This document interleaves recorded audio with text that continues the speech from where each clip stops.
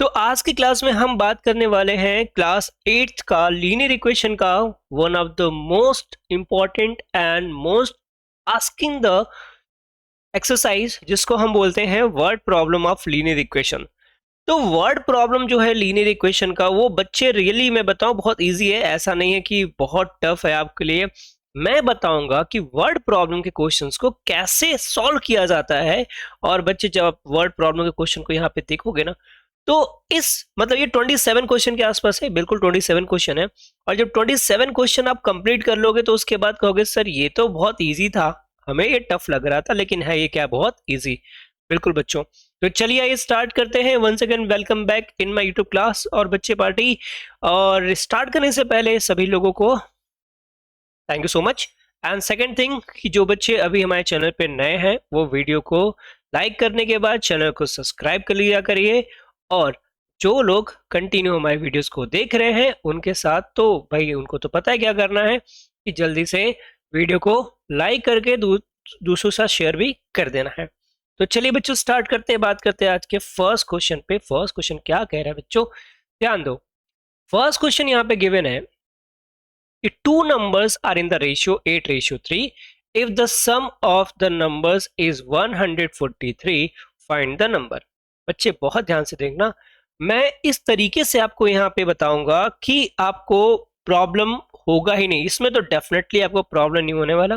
बस जैसे जैसे मैं बताते जाऊं वैसे वैसे करते जाना, ठीक है। चलिए हम करते हैं इसका सलूशन। क्या करते हैं इसका सलूशन। अब यहाँ पे जो दिया हुआ है बेटा वो क्या दिया है ये समझो। ये कह रहा है two numbers are in the ratio 8:3। तो जब भी रेशियो वाला क्वेश्चन दे, जैसे कह रहा है 8:3, तो इसको मान लेना कि सर ये एक्स के इक्वल है, इसके इक्वल है, एक्स के इक्वल। तो हम यहां पे लिखेंगे let the numbers equal two numbers, या ऐसे कर लेते हैं B 8x and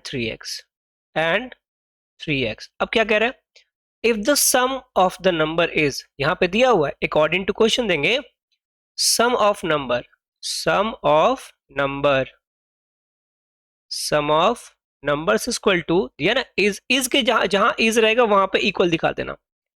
equal to कितना है 143। और नंबर कौन है बच्चों, 8x और 3x ही तो है, बस यहाँ पे 8x plus 3x equal to कितना दिखा देंगे 143। अब 8 और 3 कितना होता है 11x होता है, इक्वल टू 143। और x इक्वल टू क्या हो जाएगा 143 अपॉन 11।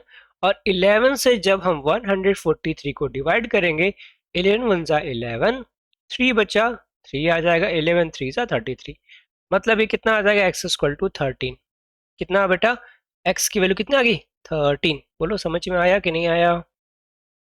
तो अब ये नंबर नहीं आया, एक बात याद रखना, ये नंबर अभी नहीं आया है। आपको नंबर चाहिए तो यहाँ लिखोगे वन नंबर इक्वल टू एक नंबर कितना माना 8x माना है 8x।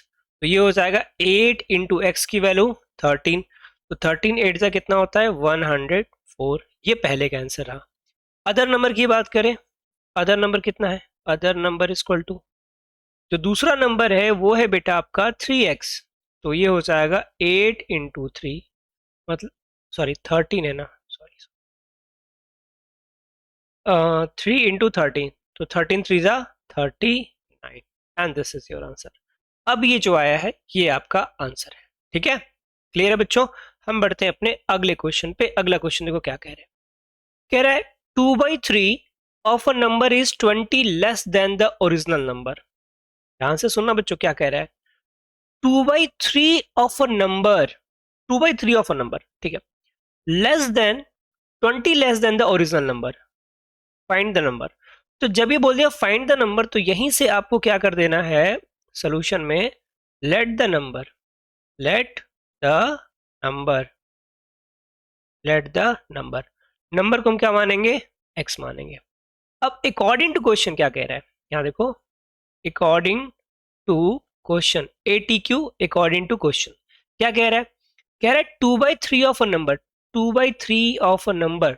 देखो 2/3 ऑफ अ नंबर जो क्वेश्चन है, अभी तो मैं थोड़ा सा डिटेल में ले चलूंगा।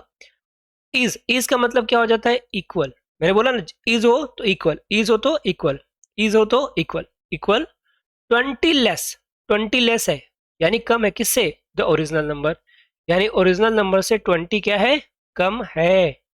ठीक है, तो ये हो जाएगा 2/3। ऑफ का मतलब होता है मल्टीप्लाई, और नंबर आपने क्या मान रखा है, एक्स मान रखा है, इक्वल टू x-20। ठीक है, अब बताओ इसमें कोई दिक्कत, यहां कहीं कोई प्रॉब्लम आपके लिए नहीं है ना, वेरी गुड। तो अब ये हो जाएगा हमारा 2x/3 is equal to x-20। तो अब इस x को इधर लेकर आओ, तो ये हो जाएगा 2x/3 minus x equal to minus का 20। अब इसके नीचे 1 मान लीजिए आप, तो ये हो जाएगा 2x minus 2×3 = 6/3 equal to minus का 20। क्लियर है इतना। तो अब जब इसको हम ट्रांसफर करेंगे तो देखिए ये यहाँ पे इसको सॉल्व करेंगे तो कितना आ जाएगा, पहले ही इसको देख लेते हैं। तो ये -x/3 इक्वल टू माइनस का 20 हो गया, माइनस से minus cancel, x equal to 20 × 3 मतलब x की वैल्यू कितनी आ गई, 60 आ गई। यानी जो ये पूछ रहा था है, लिख देंगे यहाँ पे hence the number equal to, hence the number equal to, number equal to 60 answer. समझ में आई बात बच्चों, क्लियर है इतना, ठीक, बहुत बढ़िया। पढ़ते हैं अपने अगले क्वेश्चन पे। अगला क्वेश्चन हमारा देखो क्या कह रहा है, क्वेश्चन नंबर 3 यहाँ पे गिवन है, कह रहा है 4/5 of a number is 10 more than 2/3 of the number, find the number. ठीक है, तो जैसे इसने बोला फाइंड द नंबर, आप क्या बोलोगे, लेट द नंबर। सोल्यूशन में बोलोगे भाई late the number, let the number. तो क्या मानेंगे हमने, x मान लिया, क्या मान लिया, x मान लिया, लेट द नंबर भी x हो गया। अब क्या कह रहा है, 4/5 ऑफ अ नंबर। ठीक है, तो अकॉर्डिंग टू क्वेश्चन, चलो अकॉर्डिंग टू क्वेश्चन क्या कह रहा है, 4/5, मैं 4/5 को ऐसे लिख सकता हूँ 4/5, इसी को बोलते हैं 4/5 of a number, of a number. जो क्वेश्चन में बोला वो करते जाओ, 4/5 ऑफ अ नंबर, इसकी जगह क्या लिखेंगे, इक्वल 10 मोर, 10 मोर का मतलब प्लस 2/3 ऑफ द नंबर, 2/3, अच्छा 2/3 को मैं सीधे से डिजिट में लिखता हूँ, 2/3 ऑफ अ नंबर। बस हो गया काम, यहाँ पे जैसा क्वेश्चन में था वैसा मैंने एज इट इज यहाँ पे कर दिया है। तो ये हो जाएगा 4/5 ऑफ अ नंबर, नंबर हमने मान रखा है x इज इक्वल टू, ये हो जाएगा 10 प्लस ये हो जाएगा 2/3x। क्लियर है इतनी बात, इतनी बात क्लियर है बच्चों, वेरी गुड। अब 2/3x को इधर ले आओ, तो ये हो जाएगा 4/5x minus 2/3x equal to 10। अब जब इसको सॉल्व हम करेंगे तो यहाँ देखो 4/5 2/3 है, तो एलसीएम कितना आ जाएगा इसका, 15, कितना 15, तो 3 का मल्टीप्लाई होगा 4 में, तो ये हो जाएगा 12x माइनस 5 का मल्टीप्लाई होगा 2 में, तो 5 2 जा 10x इक्वल टू 10। अब बच्चा पार्टी इधर साइड में कर लेंगे, तो 12x में से 10x जाएगा, बचेगा 2x/15 इक्वल टू 10। अब हमें x की वैल्यू चाहिए, x इक्वल टू 10 इंटू नीचे वाला जाएगा ऊपर और ऊपर वाला आएगा नीचे, 2 5 जा 10, तो x इक्वल टू हो गया 15 5 जा 75। कितना आ गया हमारा, 75। तो यहाँ पे आंसर लिख देंगे, hence the number is, hence the number is 75। बताओ बच्चे यहाँ तक कोई प्रॉब्लम। नेक्स्ट क्वेश्चन में आते हैं, कह रहा है यहाँ पे 24 is divided into 2 parts such that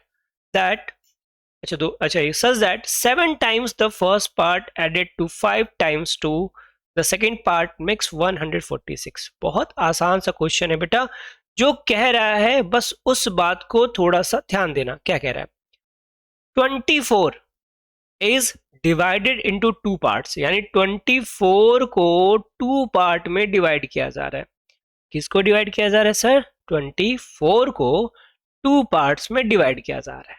ठीक है, यानी मान लो फर्स्ट पार्ट ये हो गया और सेकंड पार्ट ये हो गया।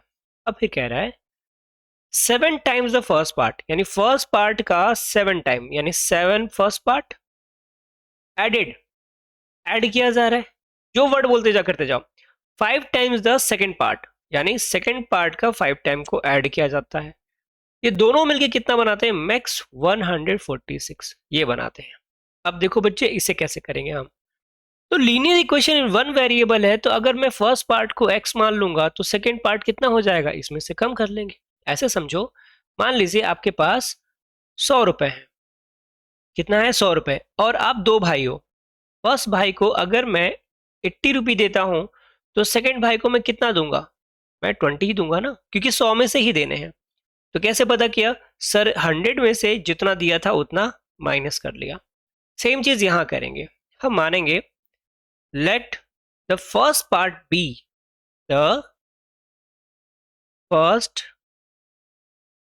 part be x, तो सेकेंड पार्ट कितना हो जाएगा, then the second part,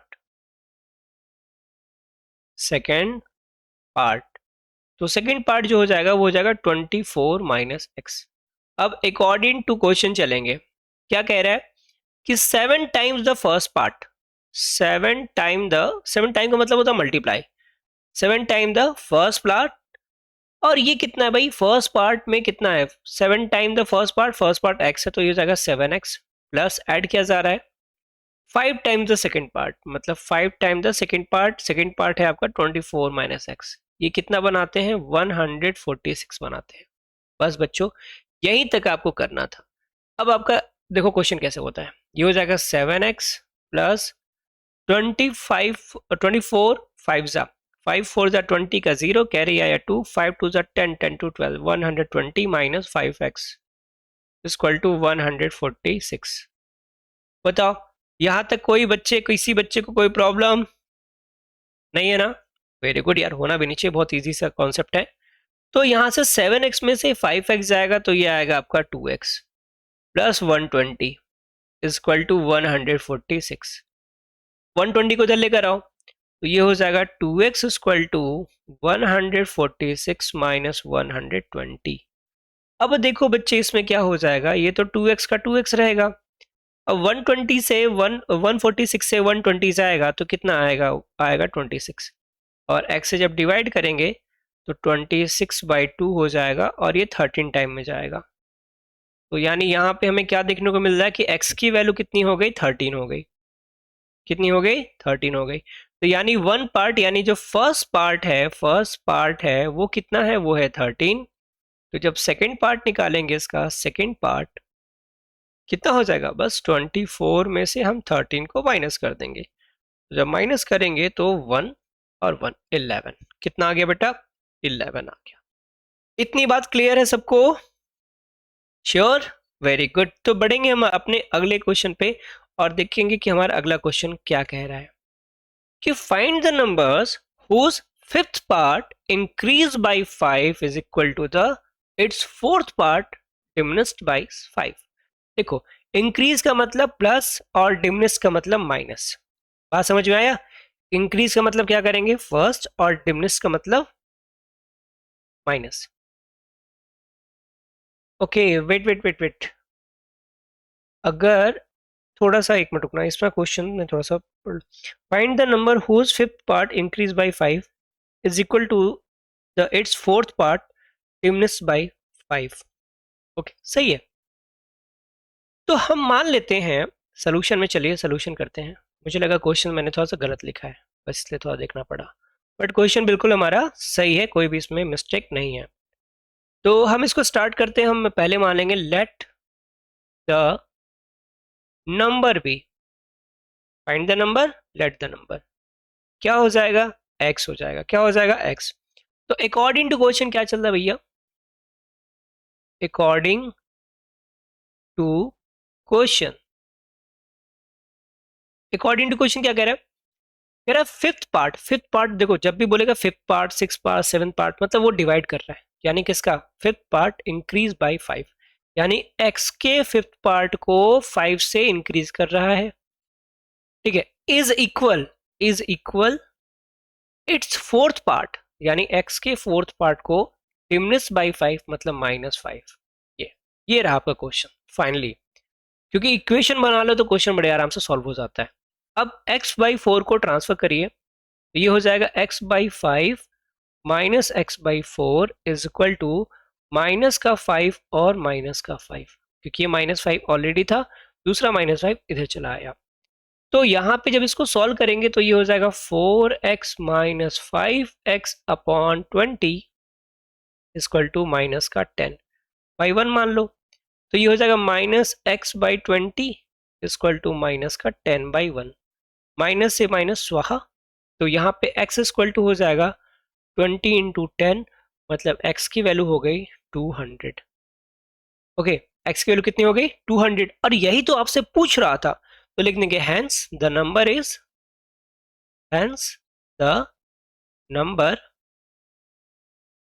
equal to 200 and answer. बस काम खत्म यहाँ पे। नेक्स्ट क्वेश्चन देखिए, क्वेश्चन नंबर 6 क्या कह रहा है बेटा। क्वेश्चन नंबर 6 यहाँ पे, यहाँ गिवन है 3 numbers are in the ratio 4:5:6. Okay, if the sum of the largest and the smallest is equal, देखो equals to the sum of the thirds and 55, find the number। बहुत अच्छा question कह रहा है। अब समझना इसको करेंगे कैसे। देखो, हम मान लेते हैं रेशियो क्या है, ratio of the numbers, ratio of the numbers, numbers equal to ये 4:5:6 है। तो यहाँ पे मैं मान सकता हूँ, देखो सबसे बड़ा नंबर कौन होगा इसमें, सबसे बड़ा नंबर होगा 6, क्योंकि सिंपल सी बात है, अगर हम किसी से भी मल्टीप्लाई करते हैं, 2 से भी मल्टीप्लाई करते हैं, 3 से 4 से, किसी से भी मल्टीप्लाई करेंगे तो सबसे बड़ा नंबर मिलेगा 6, सबसे छोटा 4 और मिडिल वाला 5। तो यहाँ पे हम ऐसे लिख सकते हैं, let the largest number, let the largest number, largest number, तो लार्जेस्ट नंबर को हम मान रहे हैं 6x। ठीक है, स्मॉलेस्ट नंबर, लार्जेस्ट नंबर हो गया, अब यहां से निकालो स्मॉलेस्ट नंबर, स्मॉलेस्ट नंबर, तो स्मॉलेस्ट नंबर क्या हो जाएगा 4x, और एक जो बचा थर्ड नंबर, थर्ड नंबर, तो थर्ड नंबर कितना है हमारा, ये है आपका 5x। और यहां जो पूरे क्वेश्चन में जो बोल रखा है, अकॉर्डिंग टू क्वेश्चन अगर हम चलते हैं, तो अकॉर्डिंग टू क्वेश्चन, क्वेश्चन में क्या कह रहे हैं बच्चों, बस थोड़ा सा ध्यान दो, आपका क्वेश्चन बड़े आराम से हो जाए। क्या कह रहा है यहां समझना, यहां से, if the sum of largest and smallest, अच्छा लार्जेस्ट कौन है 6x, स्मॉलेस्ट कौन है 4x, हो गया। The sum of largest and the smallest equals, equal की जगह पे इक्वल लिखेंगे, ठीक है। द सम ऑफ, फिर कह रहा है equals the sum of third and 55, third कितना है, थर्ड है आपका 5x और 55, इन दोनों के सम के बराबर है। ये रहा आपका इक्वेशन। तो अब देखो सिंपल सी बात है, ये कितना हो गया 6 4 10x हो गया, 10x, ये 5x इधर आएगा तो -5x इक्वल टू 55 हो जाएगा, और 10x में से 5x आएगा तो आपका 5x बचेगा, 5x equal to 55।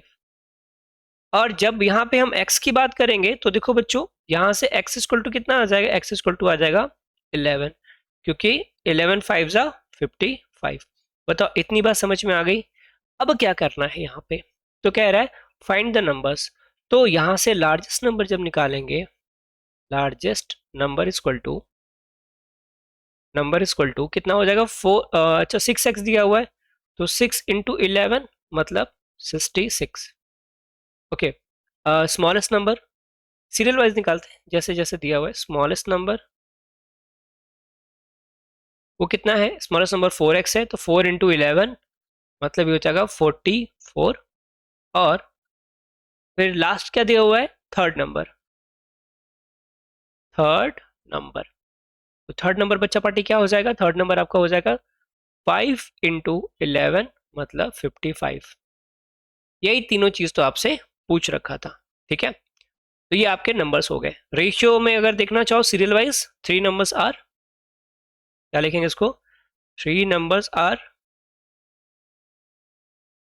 Are serial wise दे दो। पहला हो गया 44, दूसरा हो गया 55 और तीसरा हो गया 66। बस काम खत्म।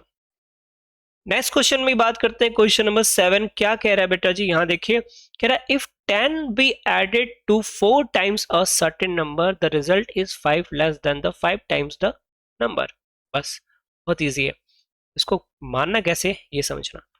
हम मान लेते हैं, कह रहे हैं ना फाइंड द नंबर, तो बस बस जहां बोले फाइंड द नंबर वहीं बोलो लेट द नंबर। क्या बोलेंगे? Let the number. क्या बोलेंगे बचुआ? Let the number be x. Number क्या मान लिया हमने? एक्स मान लिया। अब यहां देखो, अब अकॉर्डिंग टू क्वेश्चन चलेंगे। अकॉर्डिंग टू क्वेश्चन, थोड़ा सा मैं शॉर्ट में लिख रहा हूं उसको। अकॉर्डिंग टू क्वेश्चन क्या कह रहा है? 10 be added to 4 times a certain number. इस ना देखो, बस इसको देखना। 10 क्या हो रहा है? 10 be added to 4 times a certain number, यानी 10 को ऐड किया जा रहा है 4 टाइम ऑफ सर्टेन नंबर, यानी 10 प्लस एक्स। ठीक है, अब क्या हो रहा है? द रिजल्ट, रिजल्ट मतलब वही equal 5 less then 5 times the number, यानी 5 टाइम्स नंबर में ये क्या है? 5 क्या है? लेस है। बस बच्चों इतना ही करना था इसमें। अब देखो, ये हो गया 10, ये -5 इधर लेकर आओ तो ये प्लस का 5 हो जाएगा, और ये 5x, ये 4x इधर आएगा तो माइनस का 4x हो जाएगा। तो ये तो आ गया 15, लेकिन ये कितना आ गया? x। लो भैया, ये तो 3 लाइन का क्वेश्चन था यार, बिल्कुल टाइम ही नहीं लगा इसको करने में। तो हेंस द नंबर इज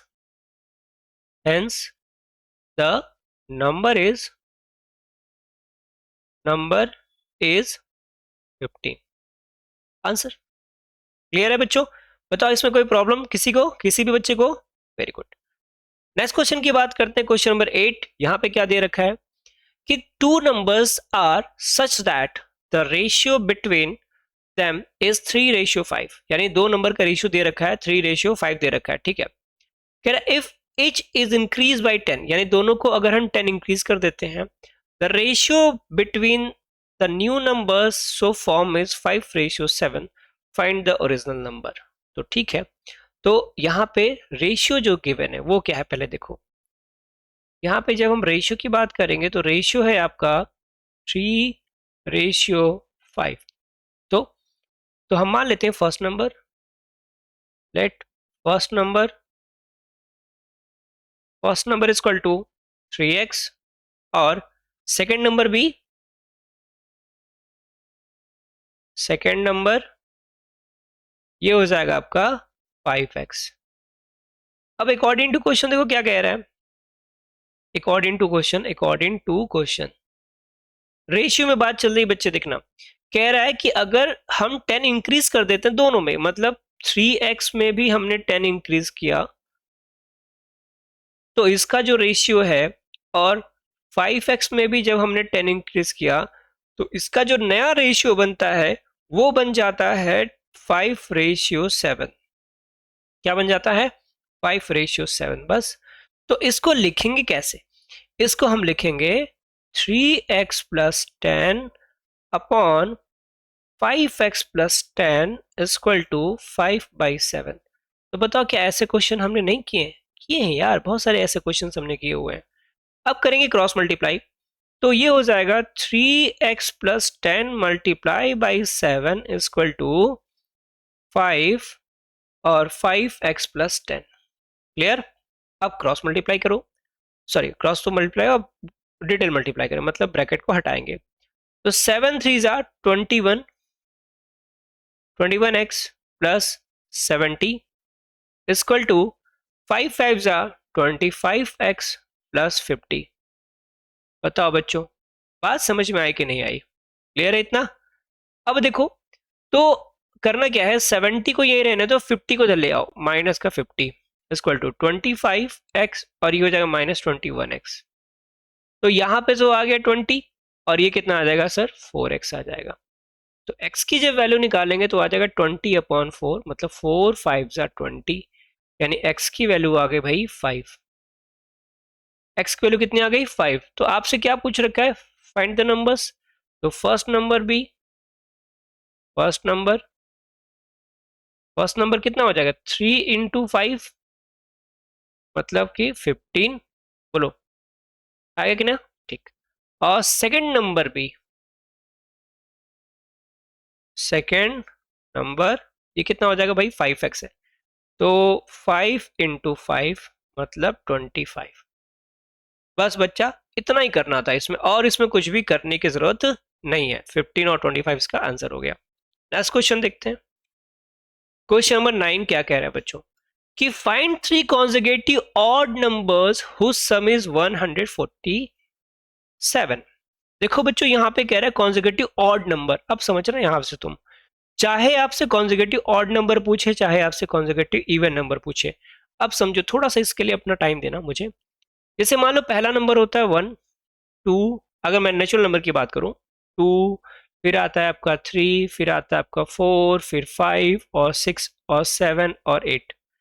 तो इसमें से अगर मैं केवल और केवल इवन नंबर की बात करूं, इवन मतलब जो 2 से डिविजिबल होता है, 2 के बाद 4, 4 के बाद 6, 6 के बाद 8। तो देखो 2 में कितना ऐड किया, ये 4 आया सर, 2 ऐड किया।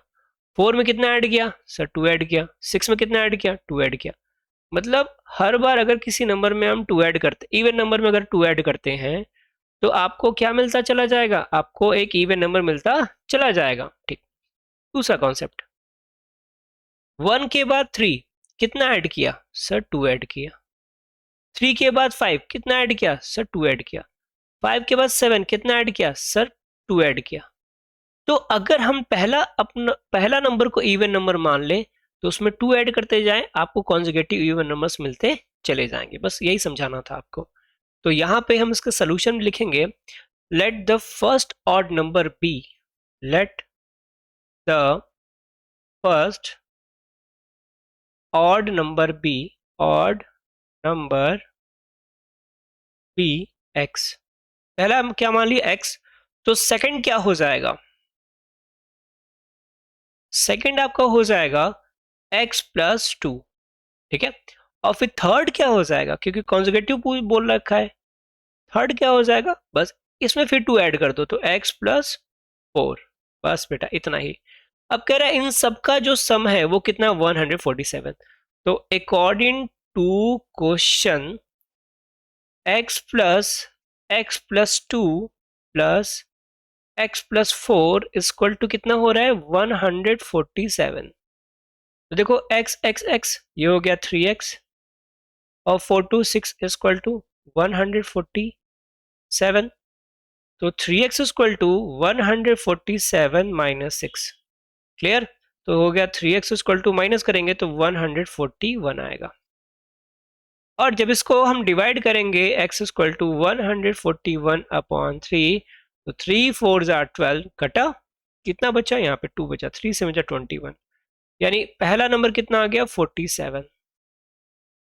यानी यहाँ पे लिखते चले जाएंगे, फर्स्ट नंबर,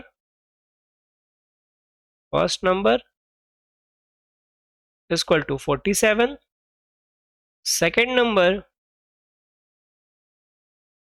सेकेंड नंबर कितना ऐड करेंगे, 2 ऐड करो तो 49। और थर्ड नंबर में फिर कितना ऐड करेंगे, हम 2 ऐड करेंगे तो हो जाएगा 51। तो ये आपका आंसर है। बताइए इसमें कहीं किसी बच्चे को कोई प्रॉब्लम नहीं है ना, बिल्कुल सही हो। तो बढ़ते हैं हम अपने अगले क्वेश्चन पे। क्वेश्चन नंबर 10 क्या कह रहा है, फाइंड 3 कॉन्जिक्यूटिव इवन नंबर। ठीक है, सेम चीज, कोई कोई भी डिफरेंस नहीं होगा, चाहे इवन बोले चाहे ऑड बोले, कुछ भी डिफरेंस नहीं होने वाला। फर्स्ट इवन नंबर पहले डालो, फर्स्ट इवन नंबर वो हो जाएगा x। सेकंड नंबर क्या होगा, सेकंड नंबर वो हो जाएगा x+2। और थर्ड नंबर, थर्ड नंबर क्या हो जाएगा बेटा, वो हो जाएगा x+4। जैसा पहले लास्ट क्वेश्चन किए थे वैसे इसको किएंगे।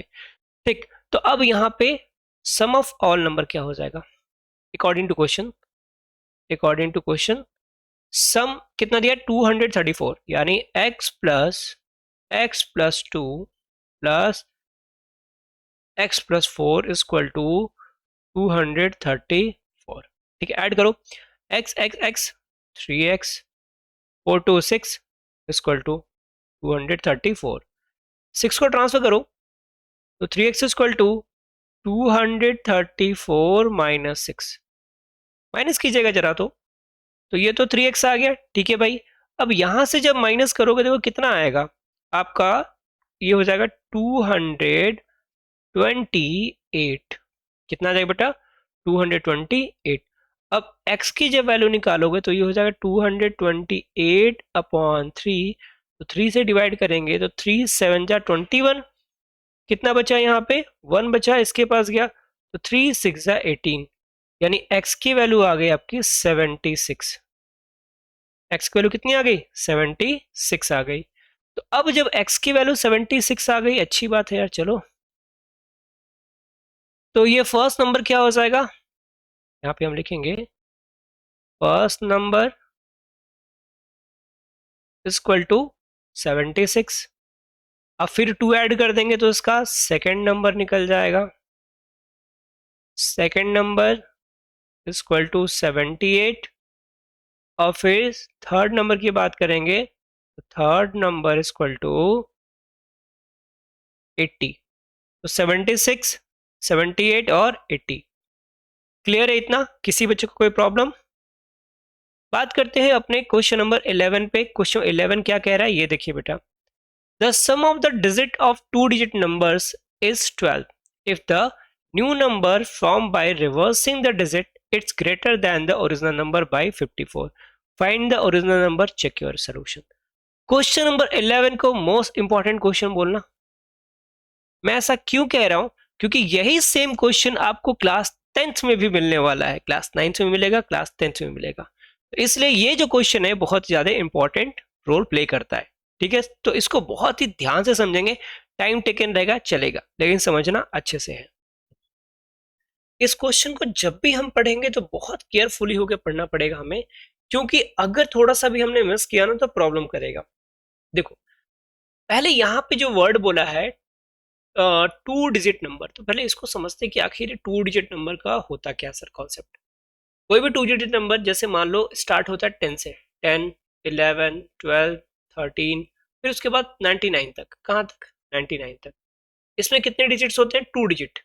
इसको बोलते हैं वंस, इसको बोलते हैं टेंस, ठीक है। यानी जो पहले लास्ट में रहता है उसको हम क्या बोलते हैं, वंस, बाद वाले को टेंस बोलते हैं। जब क्लास 9th में आपको पढ़ाएगा जहाँ पे 2 वेरिएबल्स की बात करेंगे, यानी लीनियर इक्वेशन इन 2 वेरिएबल, तो वहां पे बहुत इजी होता है, हम वहां पे simply 10x plus Y consider कर लेते हैं, ठीक है।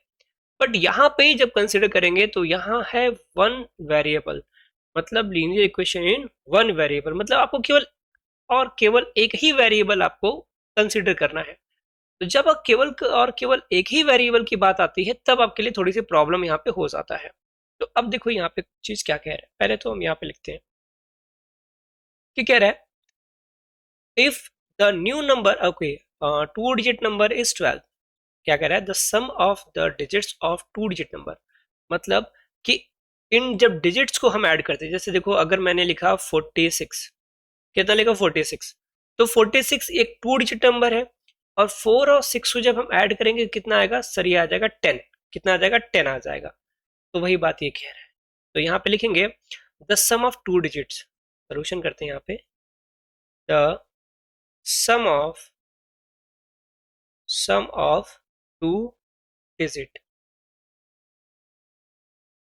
कितना है, ये दिया हुआ है 12 दिया हुआ है, बस इसको थोड़ा सा ध्यान में रखना। हम मान लेते हैं let the digit in the ones place, the digit at ones place, ones place पे क्या है x, हमने क्या मान लिया वंस प्लेस पे क्या x, तो वंस प्लेस पे जब x है तो सम अगर 12 दिया हुआ है कि दोनों का सम कितना 12 है, तो टेंस प्लेस पे कितना हो जाएगा, यहाँ पे लिखते हैं हेंस, या सीधे then the digit at tens place, तो क्या हो जाएगा, इन दोनों का सम 12 था तो 12 माइनस एक्स हो जाएगा, बस ये सिंपल सा कॉन्सेप्ट लेके चलिएगा। तो ओरिजिनल नंबर क्या हो जाएगा, hence the original number, hence the original number, original number, तो ओरिजिनल नंबर क्या हो जाएगा बच्चे देखो, तो ओरिजिनल नंबर हमेशा होता है 10x प्लस वाई। तो अब क्या है, टेंस प्लेस पे क्या है 10 और 12 माइनस एक्स, और वंस प्लेस पे क्या है x। तो देखो यहाँ पे रखेंगे 10, ये हो जाएगा 12 माइनस एक्स, 12 माइनस एक्स, और प्लस y की जगह पे y, ये देखो ये वंस प्लेस पे है और ये जो है ये टेंस प्लेस पे है, तो इसमें 10 से मल्टीप्लाई, तो कितना ऐड कर देंगे x ऐड कर, बस इतना समझ में आया कि नहीं आया देखो। अब क्या हो जाएगा, ये हो जाएगा 120 माइनस 10x प्लस एक्स, इसको सॉल्व करेंगे तो ये आ जाएगा 120 माइनस 9x, ये आ गया आपका ओरिजिनल नंबर। ये क्या आ गया, ओरिजिनल नंबर। अब इसके बाद भी कुछ कह रहा है, स्टेटमेंट पढ़ो क्या कह रहा है, बाय रिवर्सिंग, यानी अब जो लिखा जा रहा है 10y प्लस एक्स लिखा जा रहा है, रिवर्स कर दिया गया, जहां पे y था वहां पे x, जहां पे x था वहां पे y, रिवर्स कर दिया गया। रिवर्स कर दिया जाता है तो digit is greater than the original number by 54, इसकी बात करेंगे बाद में करेंगे, पहले जब रिवर्स किया जाता है तो नंबर क्या मिलेगा, तो हम लिखते हैं यहाँ पे on reversing, on reversing we get the number, we get the number. अब जैसे ही हमने चेंज किया, रिवर्स किया, तो क्या हो जाएगा देखो 10 इंटू, अब y क्या था, ये वाली वैल्यू तो x की, तो ये हो जाएगा 10x प्लस, ये हो जाएगा 12 माइनस एक्स, ये आएगा बच्चे, ठीक है, क्योंकि जैसे रिवर्स करेंगे तो ये वैल्यू हो जाएगी। तो अभी कितना आ गया, ये आ गया 10x plus 12 minus x, solve करेंगे तो ये आ जाएगा 9x प्लस 12। इतनी बात समझ में आई कि नहीं आई ये बता दो, क्लियर इतना। अब थोड़ा सा मैं इसको यहां से हटाना चाहूँ, अब क्या कह रहा है ये समझो, कि जब इतना सब कुछ हो गया तो उसके बाद ये कुछ बातें कह रहा है, तो हटने के बाद आप ही जाइए, आप ही जाइए, आप ही जाइए, और आप भी जाइए। चिंता मत करो बच्चों, बहुत जल्दी डिजिटल बोर्ड लूंगा, आप लोग का साथ रहा तो जरूर, जिस दिन हमारे चैनल पे 50K हो जाएंगे उस दिन डिजिटल बोर्ड आ जाएगा, डेफिनेटली आ जाएगा डिजिटल बोर्ड, बट उसके लिए 50K कराने पड़ेंगे, ठीक है।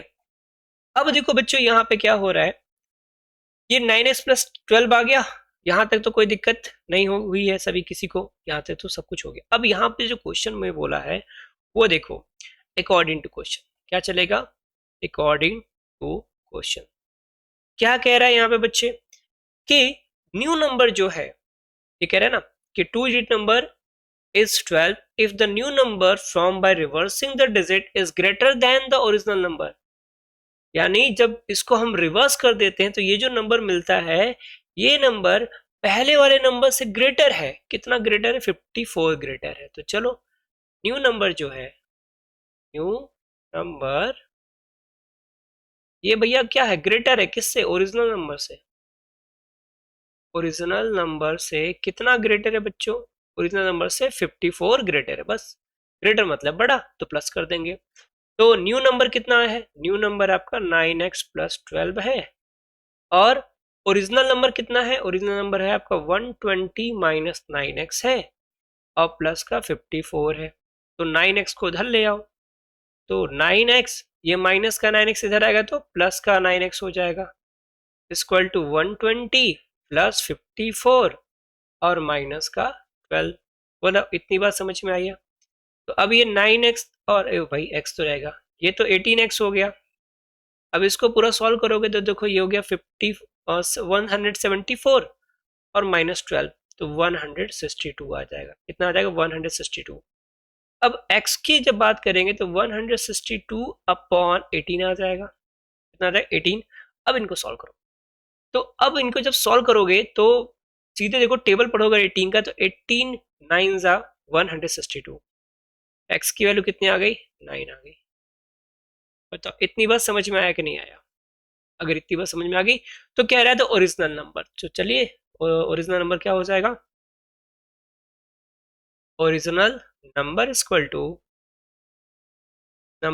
To 120 minus 9 into 9, it means 120 minus 9 और बच्चे माइनस करेंगे तो कितना आ जाएगा 39 and this is your answer.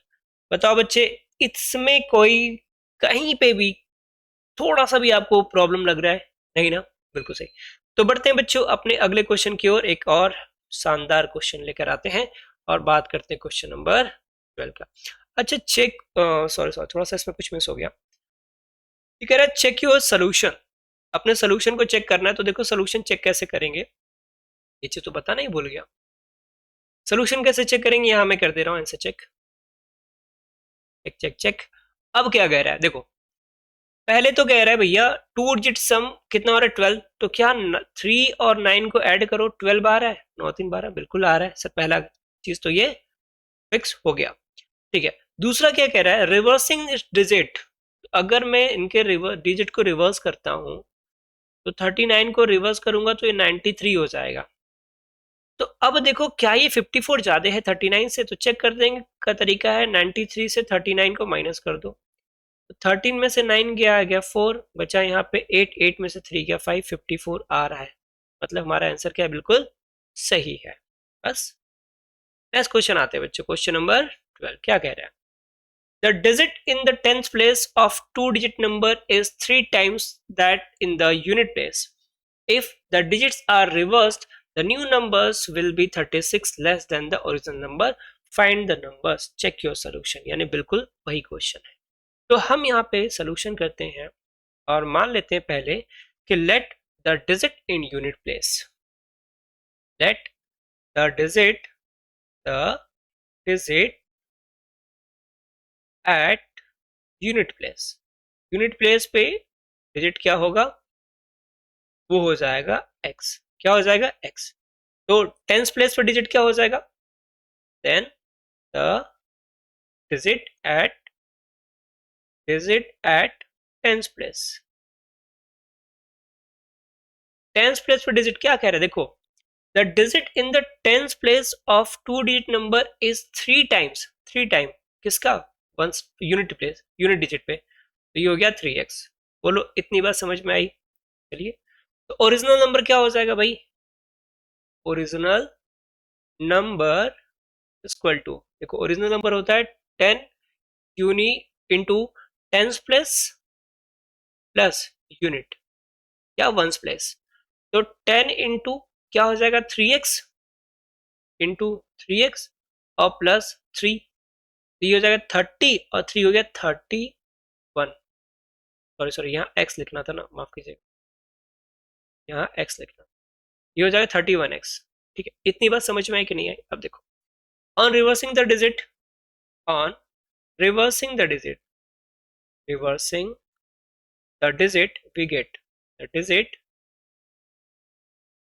we get, हमें क्या मिलेगा, जैसे हम रिवर्स करेंगे डिजिट को हमें क्या मिल जाता है, अब यूनिट डिजिट क्या हो जाएगा, देखो रिवर्स करेंगे तो ये चला जाएगा यहाँ पे और ये चला जाएगा यहाँ पे, मतलब 10 इंटू यूनिट प्लस टेंस, तो यूनिट पे क्या है, यूनिट पे है 3, देखो सॉरी यूनिट बार बार मैं 3 मेंशन कर रहा हूँ, यूनिट पे है x और टेंस पे है 3x, मतलब हो जाएगा 10x प्लस 3 मतलब 13x, क्या आ जाएगा 13x। तो सीधे सीधे हम यहाँ पे लिख दे रहे हैं कितना 13x, देखो ना यहाँ पे भी रिवर्स करेंगे तो इतना ही मिलेगा, ठीक 13x इतना आ गया। अब अकॉर्डिंग टू क्वेश्चन क्या कह रहा है, अकॉर्डिंग टू क्वेश्चन कि जब रिवर्स करते हैं the new number will be 36 less than the original number, जो नया नंबर है वो 36 लेस है किससे, ओरिजिनल नंबर से।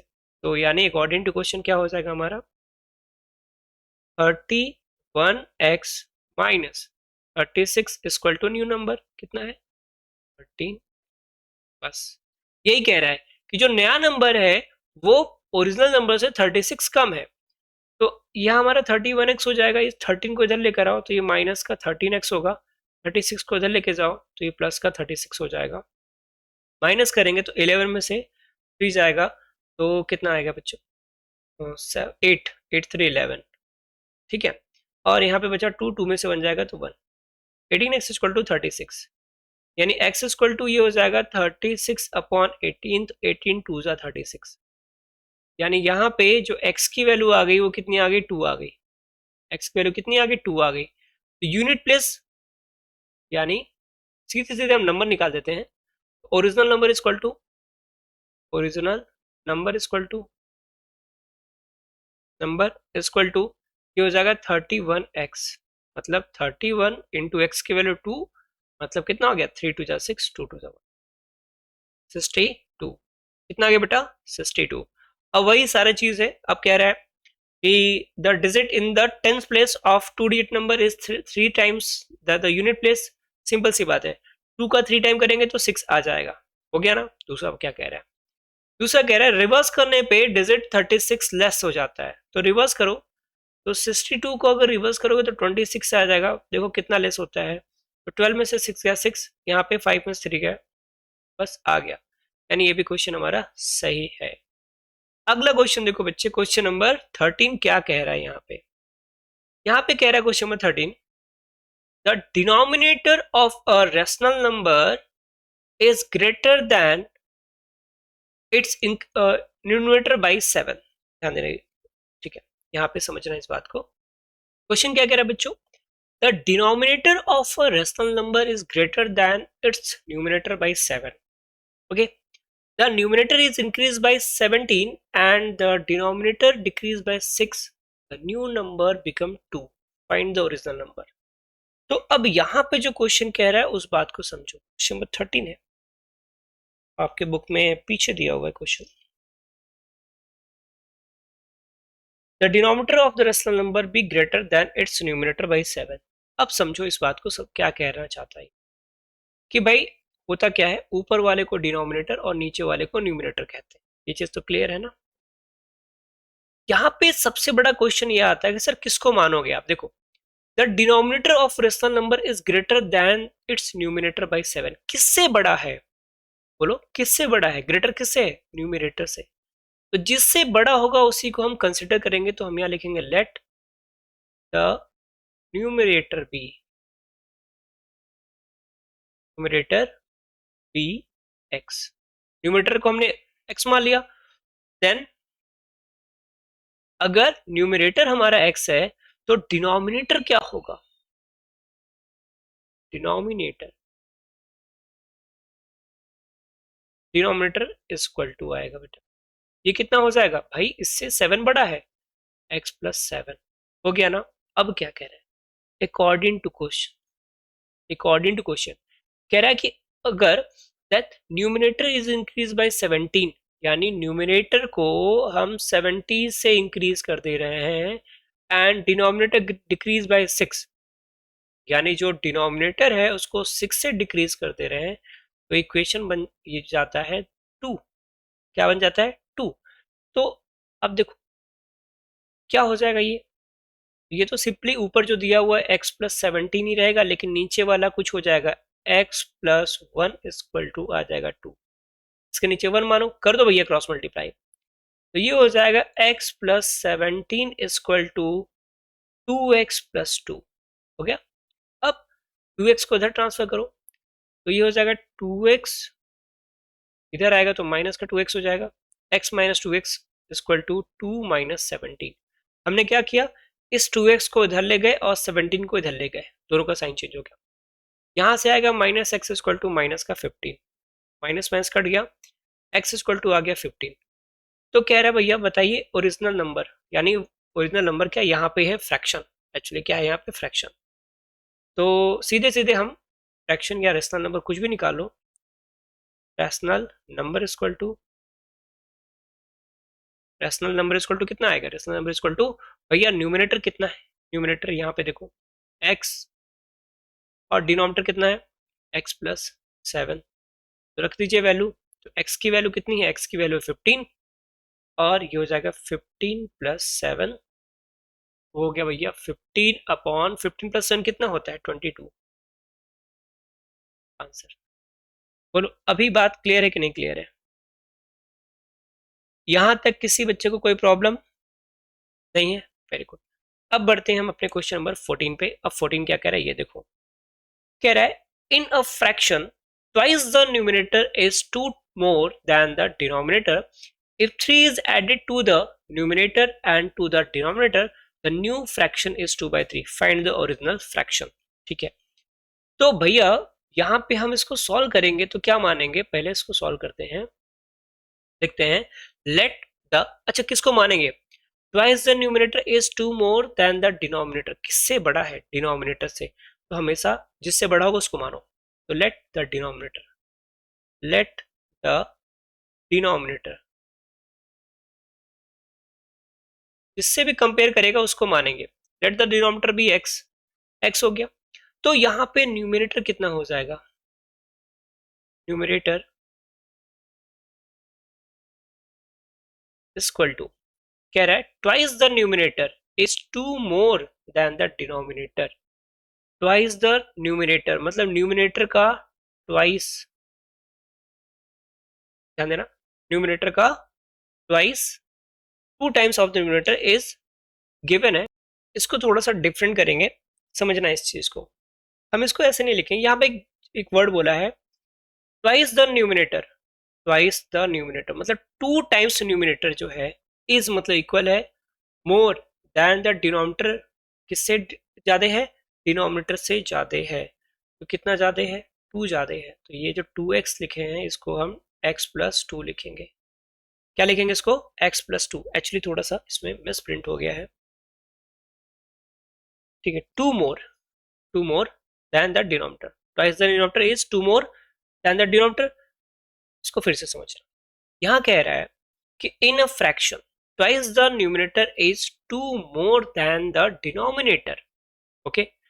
तो पहले जिससे कंपेयर करते हैं उसको हम मान लेंगे। तो हमने मान लिया कि भाई डिनोमिनेटर हमारा कितना है, डिनोमिनेटर हमारा एक्स, कितना है एक्स। अब कह रहा है कि जो न्यूमिनेटर है, कह रहा है ना, यहाँ देखो ट्वाइस द न्यूमिनेटर, तो ट्वाइस मतलब टू इंटू न्यूमिनेटर कर दिया। अच्छा न्यूमिनेटर को अगर हम यहाँ से एन मान ले तो ज्यादा अच्छा रहेगा, टू इंटू एन, कोई दिक्कत नहीं, आपको लिखने में भी अच्छा रहेगा, समझ भी आएगा अच्छे से। तो टू इंटू एन हो गया। इज का मतलब equal to more than the denominator, denominator से टू ज्यादा है। तो अगर न्यूमिनेटर की बात करें तो न्यूमिनेटर हो गया एक्स प्लस टू, ये जो यहाँ पे टू है इधर आ जाएगा नीचे, तो डिवाइड में, मतलब आपका डिनोमिनेटर हो गया एक्स और न्यूमिनेटर हो गया x plus two by two. इतनी बात समझ में आई। अब देखो क्या कह रहा है, if three is added to the numerator, according to question चलेंगे, अकॉर्डिंग टू क्वेश्चन क्या कह रहा है, अगर न्यूमिनेटर में हमने कितना ऐड कर दिया, थ्री ऐड कर दिया, कह रहा है ना, numerator and to the denominator मतलब डिनोमिनेटर में भी ऐड करना है, न्यूमिनेटर में भी ऐड किया, और डिनोमिनेटर कितना है, डिनोमिनेटर आपका कितना है बेटा, डिनोमिनेटर है आपका एक्स, एक्स में भी हमने कितना ऐड कर दिया, थ्री ऐड कर दिया। तो जब दोनों में है थ्री हम ऐड कर देते हैं तो जो इक्वेशन हमारा जो फ्रैक्शन बनता है वो बनता है टू बाई थ्री। क्या बनता है, टू बाई थ्री बनता है। अब बताओ इतनी बात समझ में आई कि नहीं। अब सिंपल है, पहले इसको सॉल्व करेंगे। तो ये हो जाएगा x plus two plus three two ज़ा सिक्स अपॉन टू, और सबके अपॉन में x plus three equal to two by three. तो ये टू इससे मल्टीप्लाई हो जाएगा, ठीक है। तो ये आ जाएगा x plus eight by two upon, अच्छा इसको मैं सीधे मल्टीप्लाई कर देता हूँ, ज़्यादा अच्छा रहेगा, हटा दीजिए, upon two x plus two three जा six equal to two by three. बताओ यहां तक किसी बच्चे को कोई प्रॉब्लम नहीं है ना। अब क्रॉस मल्टीप्लाई करो इसका, तो क्रॉस मल्टीप्लाई करोगे तो ये हो जाएगा three x plus eight three जा twenty four equal to two two जा four x plus six two जा ट्वेल्व। ठीक है बेटा जी, इतनी बात क्लियर है सभी को, किसी बच्चे को यहाँ तक कोई प्रॉब्लम होनी भी नहीं चाहिए, आसान सी सवाल था यार। तो ये हो जाएगा three x minus four x equal to twelve minus twenty four. तो यहाँ बचेगा माइनस एक्स इक्वल टू, ये बचेगा माइनस का ट्वेल्व। एक्स की वैल्यू कितनी आ गई भाई, ट्वेल्व, कितनी आ गई, ट्वेल्व। अब बताओ एक्स की वैल्यू कितनी आ गई, ट्वेल्व आ गई ना। तो जब एक्स की वैल्यू ट्वेल्व आ गया तो आपसे क्या पूछ रखा है बताइए भैया, फ्रैक्शन। तो यहाँ पे डिनोमिनेटर तो समझ में आ गया, अब न्यूमिनेटर कितना है, एन इक्वल टू दिया है x plus two by two, मतलब ये हो जाएगा twelve plus two by two, मतलब ये फोर्टीन बाई टू, जो कट पिट के कितना आ जाएगा, सेवन। तो फ्रैक्शन क्या हो जाएगा, fraction equal to twelve by seven, sorry sorry numerator ऊपर रहेगा ना, न्यूमरेटर ऊपर रहेगा ना, तो 7/12 ये आएगा आंसर। अब बताओ इसमें कहीं किसी बच्चे को कोई प्रॉब्लम नहीं है ना?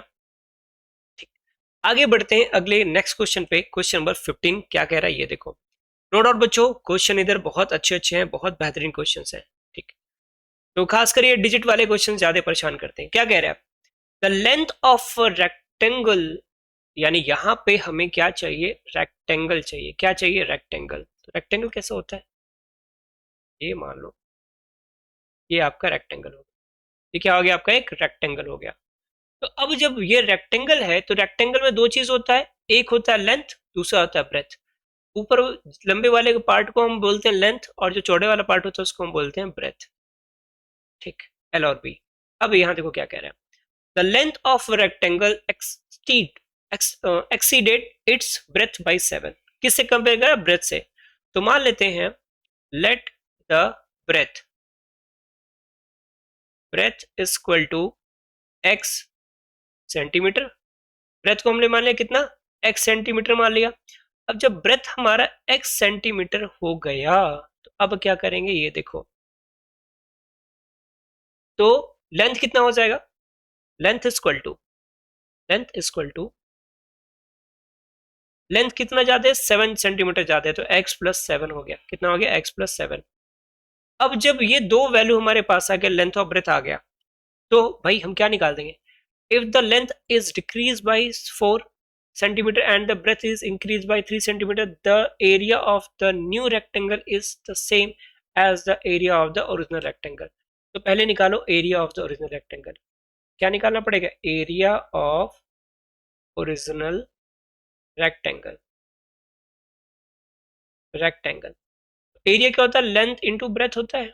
यानी यहाँ पे x और x प्लस 7 का मल्टीप्लाई होगा तो ये आ जाएगा x square plus 7x centimetre square.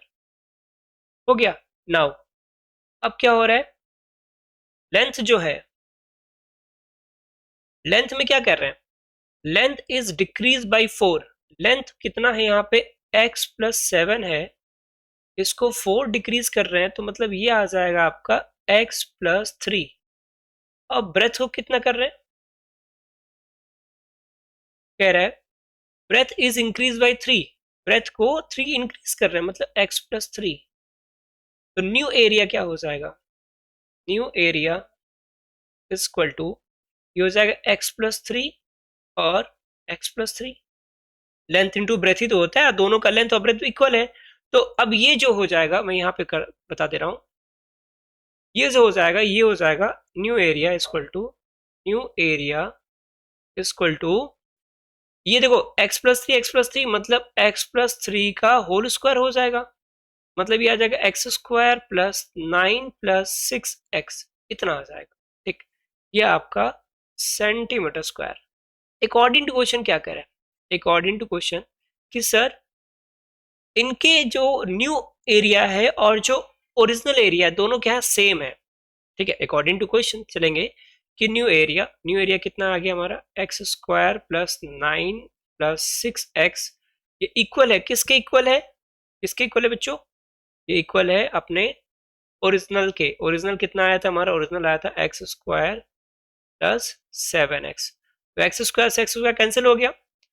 अब 9 equal to 7x minus 6x, तो 9 स्क्वायर चलो कितना आ गया? x।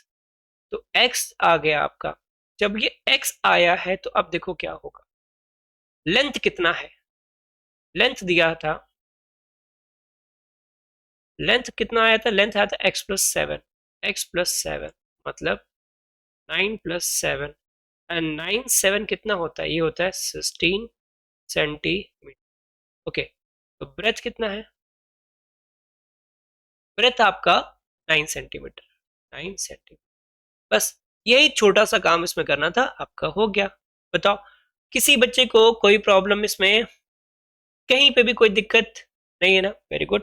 तो यहां तक आपका सारा का सारा क्वेश्चन नंबर 15 तक हो गया। अभी खत्म नहीं हुआ है, अभी इसमें बहुत सारे क्वेश्चन हैं। अभी उनको भी हम बिना लगाए आज तो छोड़ेंगे नहीं, लगाना है मुश्किल से थोड़ी देर का और बात है, उसके बाद ये चैप्टर आपका फिनिश हो जाएगा। ठीक है, नेक्स्ट क्वेश्चन पे आते हैं बच्चों।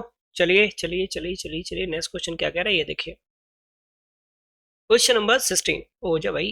हाँ, कह रहा है the width of rectangle is 2/3 it's length if the perimeter is 180 metre find the dimension of the rectangle. बहुत इजी क्वेश्चन है, समझना इसमें क्या है कि एक रेक्टेंगल है। सिम सिम, हाँ ठीक है। एक क्या है, एक रेक्टेंगल है। अब इसमें क्या हो रहा है समझिएगा। The width of rectangle is 2/3 it's length. तो किससे कंपेयर कर रहा है, लेंथ से कंपेयर कर रहा है। मान लेते हैं let the length equal to x. X metre मान ले, मीटर, हाँ एक्स मीटर मान। तो विड्थ कितना हो जाएगा, सीधे बी लिखो यार। बी विड्थ इक्वल टू कितना दे रहा है, मेरा 2/3 इट्स लेंथ, मतलब 2/3x मीटर। बताओ, इतनी बात समझ में आया? ठीक है सर, इतनी बात तो समझ में आ गई। अब क्या कह रहा है भाई, यहाँ कह रहा है ये पेरीमीटर, क्या पेरीमीटर इक्वल टू दिया है कितना, 180 मीटर। बहुत ही आसान क्वेश्चन है। तो पेरीमीटर क्या होता है, ये होता है 2l plus b equal to 180 metre. तो 2 यहाँ पे मल्टीप्लाई में इसको धीरे से घसका दो डिवाइड में। लेंथ कितना है, लेंथ आपका x है और ब्रेथ आपका 2/3x है। और जब 2 इधर से आएगा तो 180/2 हो जाएगा और 2 से कट जाएगा और 90 चला आएगा। समझ में आया? अब देखो, इसको सॉल्व करेंगे तो उसके नीचे मानो 1 और 3 का मल्टीप्लाई करो x में तो हो जाएगा 3x और ये हो जाएगा 2x upon 3 is equal to 90/1। Cross multiply यहाँ फिर से होगा तो 9 3 हो जाएंगे, 5x इक्वल टू 90 इंटू 3 हो जाएगा। मैं अभी मल्टीप्लाई नहीं किया, जानबूझ के नहीं किया। x इक्वल टू हो जाएगा 90 इंटू 3/5। 5 से डिवाइड करो इसको तो 5 1 जा हो जाएगा 5, बचा 4, 5 8 जा हो जाएगा 40। तो x इक्वल टू हो जाएगा 18 इंटू 3 और 18 3 जा कितना होता है बच्चों, बोलो बोलो। हाँ 54। Very good. तो ये क्या आ गया, ये आ गया हमारा लेंथ। ठीक है, यानी लेंथ कितना हो गया हमारा 54 मीटर। और ब्रेथ की बात करें या फिर विड्थ की बात करें तो विड्थ कितना हो गया हमारा, ये हो गया आपका कितना आ गया था बच्चों, 2/3x है ना, तो 2/3 इंटू 4, तो 3 1 जा 3, 2 बचा 3 8 जा 24, 18 2 जा 36, कितना आ गया 36 मीटर। और ये क्या होगा, आपका आंसर होगा। क्या होगा, ये आपका आंसर होगा। बताओ इसमें किसी बच्चे को कोई प्रॉब्लम, 16 में किसी बच्चे को कोई प्रॉब्लम नहीं है ना? ठीक, वेरी गुड। अब बढ़ते हैं हम अपने अगले क्वेश्चन पे, क्वेश्चन नंबर 17। 17 क्या कह रहा है, अभी भी 11 क्वेश्चन बचे बच्चों। क्या कह रहा है यहाँ पे, थोड़ा सा छोटा कर दे, ज्यादा अच्छा रहेगा। अब यहाँ कह रहा है an altitude of a triangle is 5/3 the length of its corresponding base. Okay, altitude की बात कर रहा है तो समझना यहाँ पे, ये मान लो एक ट्रायंगल हो गया। ये क्या हो गया, एक ट्रायंगल हो गया। ये आपका क्या है, ट्रायंगल है। तो अगर इस ट्रायंगल को आप देखोगे बच्चे तो यहाँ पे ये जो है ना, ये वाला पोर्शन, इसको हम एल्टीट्यूड मानेंगे। क्या मानेंगे, एल्टीट्यूड मानेंगे। ये हो गया इसका बेस और ये हो गया करेस्पॉन्डिंग साइड। अब समझना यहाँ पे क्या गिवन है, यहाँ पे गिवन क्या क्या है। कह रहे हैं an altitude of a triangle is 5/5 कितना दिया है, 5/3 the length of its corresponding base. Okay, if the altitude be increased by 4 centimeter, the base decreased by 2 centimeter, the area of the triangular remain the same. Find the base and the altitude of the triangle. तो चलो हम मान लेते हैं, किससे compare कर रहा है, कंपेयर कर रहा है ये लेंथ ऑफ द बेस से। देखो कह रहा है ना, the an altitude of a triangle is 5/3 of the length of its corresponding base। तो हम जिससे भी कंपेयर करेगा उसको मान लेंगे। Let the base equal to x centimetre. तो सो एल्टीट्यूड इक्वल टू ये कितना आ जाएगा, ये आ जाएगा 5/3, मतलब 5/3x सेंटीमीटर। इतनी बात समझ में आ गई? ठीक। अब यहां से निकालो पहले एरिया। तो एरिया क्या होता है? एरिया होता है 1/2 इंटू बेस इंटू हाइट, या फिर बेस इंटू एल्टीट्यूड, क्योंकि एल्टीट्यूड ही तो क्या है? हाइट है ना। तो ये हो जाएगा 1/2 इंटू बेस है x और एल्टीट्यूड है 5/3x। तो ये कितना आ जाएगा? ये आ जाएगा 5/6x² सेंटीमीटर स्क्वायर। ठीक है, ये तो ये हो गया। अब न्यू एल्टीट्यूड क्या हो रहा है? नाउ, नाउ लिखना था भाई, न्यू लिखा गया नाउ। अब क्या हो रहा है? यहाँ कह रहा है कि भाई एल्टीट्यूड भी इंक्रीज बाई 4 सेंटीमीटर। तो एल्टीट्यूड की बात करते हैं। एल्टीट्यूड अब कितना हो जा रहा है? इंक्रीज करा 4 सेंटीमीटर। पहले कितना था? 5/3x था, अब 4 इंक्रीज हो गया, तो इतना हो गया। ठीक है, सेंटीमीटर। और बेस को क्या कर रहा है? बेस को डिक्रीज कर रहा है, and the base decrease by 2 centimetre. Base आपका x था, इसको 2 सेंटीमीटर डिक्रीज कर दिया, सेंटीमीटर। इसका एरिया कितना हो जाएगा? इसका भी एरिया 1/2 बेस इंटू हाइट ही होने वाला है, तो 1/2 x-2, और ये हो जाएगा 5/3x+4। तो इसका मैं अलग से मल्टीप्लाई करके आपको दिखाता हूँ।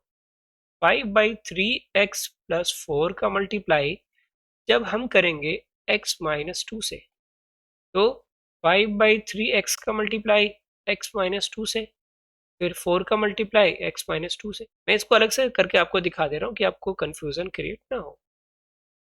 मल्टीप्लाई करेंगे तो यह आ जाएगा 5x² by 3 minus 5×2 = 10/3x plus 4x और माइनस का 8, इतना ये आएगा। अच्छा, ये कुछ ऐड हो जाएगा तो इसको सॉल्व कर लेंगे। तो 5x² बाई 3 माइनस ये 10x हो जाएगा, और 4 3 जा, ये प्लस में 12x आएगा, 12x/3 माइनस का 8। तो ये आपका 5x² बाई 3, इसको सॉल्व करेंगे तो प्लस 2/3x माइनस का 8, इतना आएगा। अभी देखो 1/2 बाकी है, पूरे में 1/2 बाकी है, तो 1/2 से जब मल्टीप्लाई करेंगे इसमें, तो ये हो जाएगा 5/6x² प्लस 2 से 2 कटेगा 1/3x माइनस ये आ जाएगा 8/2, मतलब आ जाएगा 4। मतलब यहाँ पे जो हम लिखेंगे एरिया इक्वल टू ये कितना आएगा? ये आ जाएगा आपका 5/6x² प्लस 1/3x-4। तो अकॉर्डिंग टू क्वेश्चन क्या कह रहा है कि भाई दोनों के एरिया में, यानी ये ओरिजिनल एरिया है, ओरिजिनल एरिया, और ये न्यू एरिया है। तो ये जो ओरिजिनल एरिया और जो आपका न्यू एरिया है उसमें कोई भी डिफरेंस नहीं आया है। तो ओरिजिनल एरिया हमारा कितना आया था? ओरिजिनल एरिया था हमारा 5/6x², और ये कितना आ गया है? 5/6x² प्लस 1/3x और माइनस का 4। ये तो इससे कट गया। अब -4 को इधर लेकर आओ, तो ये प्लस का 4 इक्वल टू 1/3x हो गया। 3 का मल्टीप्लाई करेंगे तो 3 4 12 हो जाएगा, इक्वल टू x। यानी x की वैल्यू 12 आ गई, और x था क्या हमारा? बेस। तो बेस हमारा यहाँ पे कितना निकल के आ गया? 12 सेंटीमीटर। एल्टीट्यूड या फिर हाइट बोले, एल्टीट्यूड कितना हो जाएगा? 5/3 इंटू 12, 3 4 12, 5 4 20, 20 बताओ बच्चे, इतनी बात समझ में आई कि नहीं आई? और यही तो आपसे पूछ रखा था। ठीक है, तो यहां तक ये क्वेश्चन हमारा सॉल्व हो गया। बढ़ते हैं हम अपने अगले क्वेश्चन की ओर। क्या कह रहे हैं यहाँ पे? कह रहे हैं 2 angles of a triangle are in the ratio 4:5। मतलब भैया यहाँ पे एक क्या दिया हुआ है? एक आपका ट्रायंगल दिया हुआ है। क्या दिया हुआ है? एक ट्रायंगल दिया हुआ है। अब इस ट्रायंगल में आपके एंगल्स दिए होंगे। ठीक है, ट्रायंगल्स में एंगल दिए होंगे, एक एंगल ये दिया होगा, एक एंगल ये दिया होगा। मान लो एक एंगल कुछ भी दे सकता है, अब जरूरी थोड़ी कि ऐसा ही ट्रायंगल हो। ठीक है, तो यहाँ पे 2 एंगल दिया, हम मान लेते हैं, लेट, कह रहा है ना, 2 angles of a triangle are in the ratio 4:5 if the sum of these angles is equal to the third angle. Okay, इन दोनों का सम थर्ड एंगल के सम के बराबर है। थर्ड एंगल के सम के क्या है? बराबर है। तो चलो देखो, late the first angle, the first angle, तो फर्स्ट एंगल क्या हो जाएगा, ये हो जाएगा 4x, and second angle, second angle हो जाएगा 5x, और थर्ड एंगल कितना होगा, ये इंटरेस्टिंग है। थर्ड एंगल, थर्ड एंगल क्या कह रहा है, if the sum of these angles is equal to the third angle, इन दोनों का सम मतलब 4x प्लस 5x, मतलब बचुआ 9x। अब बस अब यहां पे लगाएंगे angle sum property of a triangle, क्या लगाएंगे, एंगल सम प्रॉपर्टी, अपने पास तो है नहीं, property of angle sum property of a triangle. ठीक है, angle sum property of triangle क्या कहता है कि सही तीनों एंगल का सम जो होता है वो 90 होता है, मतलब 180 होता है, 4x plus 5x plus 9x equal to 180, और इन सबको ऐड करेंगे तो 9 9 18 हो गया, 18x equal to 180, x equal to कितना आ जाएगा 10 डिग्री, x की वैल्यू 10 डिग्री आ गई, तो हेंस एंगल्स भी, hence first angle, first angle हो जाएगा 4 इंटू 10 मतलब 40 डिग्री, सेकेंड एंगल 5 इंटू 10 मतलब 50 degree, and third angle equal to कितना, थर्ड 9 इंटू 10 मतलब 90 डिग्री। बस हो गया आपका, सिंपल सा क्वेश्चन था बचुआ, इतना परेशान होने वाली बात नहीं थी। अब बढ़ते हैं इस क्वेश्चन का मतलब इस एक्सरसाइज में सबसे प्यारा क्वेश्चन अगर मुझे कोई लगता है तो ये लगता है बोट और स्ट्रीम वाला, रियली बहुत प्यारा क्वेश्चन मुझे लगता है, और इसको पढ़ाने में, इसको बताने में का मजा भी कुछ अलग रहता है। क्या कह रहा है, a steamer goes down stream from one port to another in 9 hours, it covers the same distance upstream in 10 hours. If the speed of the stream be 1 kilometer per hour, find the speed of the stream in still water and the distance between the port. बच्चों ये question बहुत important है, और ये question board exam के लिए भी important है, यानी अगर क्लास 8th में आप पढ़ते हो तो क्लास 10th में भी ये क्वेश्चन आता है, और 10th में भी ऐसा सेम टू सेम क्वेश्चन पड़ा हुआ है, जाके देख लीजिएगा आप लोग। ठीक है, तो मान लीजिए दो पोर्ट है आपके पास, पोर्ट ए, पोर्ट बी, ये रहा पोर्ट ए और ये रहा पोर्ट बी, यहां से कोई नाव ऐसे जाती है। अच्छा यहाँ पे दो वर्ड आते हैं ना, एक वर्ड आपको ये समझ नहीं आता होगा सर, डाउन स्ट्रीम मतलब क्या होता है, और अप स्ट्रीम मतलब क्या होता है, ऐसा समझना। डाउन स्ट्रीम मतलब कि जिधर आपका स्ट्रीम जा रहा है, स्ट्रीम मतलब जिधर आपकी धारा बह रही है, मतलब जैसे ऐसे मान लो कि आप साइकिल चला रहे हो, क्या चला रहे हो, आप साइकिल चला रहे हो, और जिधर साइकिल चला रहे हो उधर ही हवा चल रही है ना, जैसे मान लीजिए आप अपनी साइकिल लेके इधर जा रहे हैं और इधर हवा भी चल रही है, तो आपकी स्पीड क्या होती है, बढ़ जाती है, तो इसको बोलते हैं डाउन स्ट्रीम। क्या बोलते हैं, डाउन स्ट्रीम। लेकिन आप अगर साइकिल इधर चला रहे हो और हवा इधर चल रही है तो उसको बोलते हैं अप स्ट्रीम। क्या बोलते हैं, अप स्ट्रीम। ठीक है, ये कॉन्सेप्ट समझिए। तो अब यहाँ पे क्या कह रहा है ये कि सर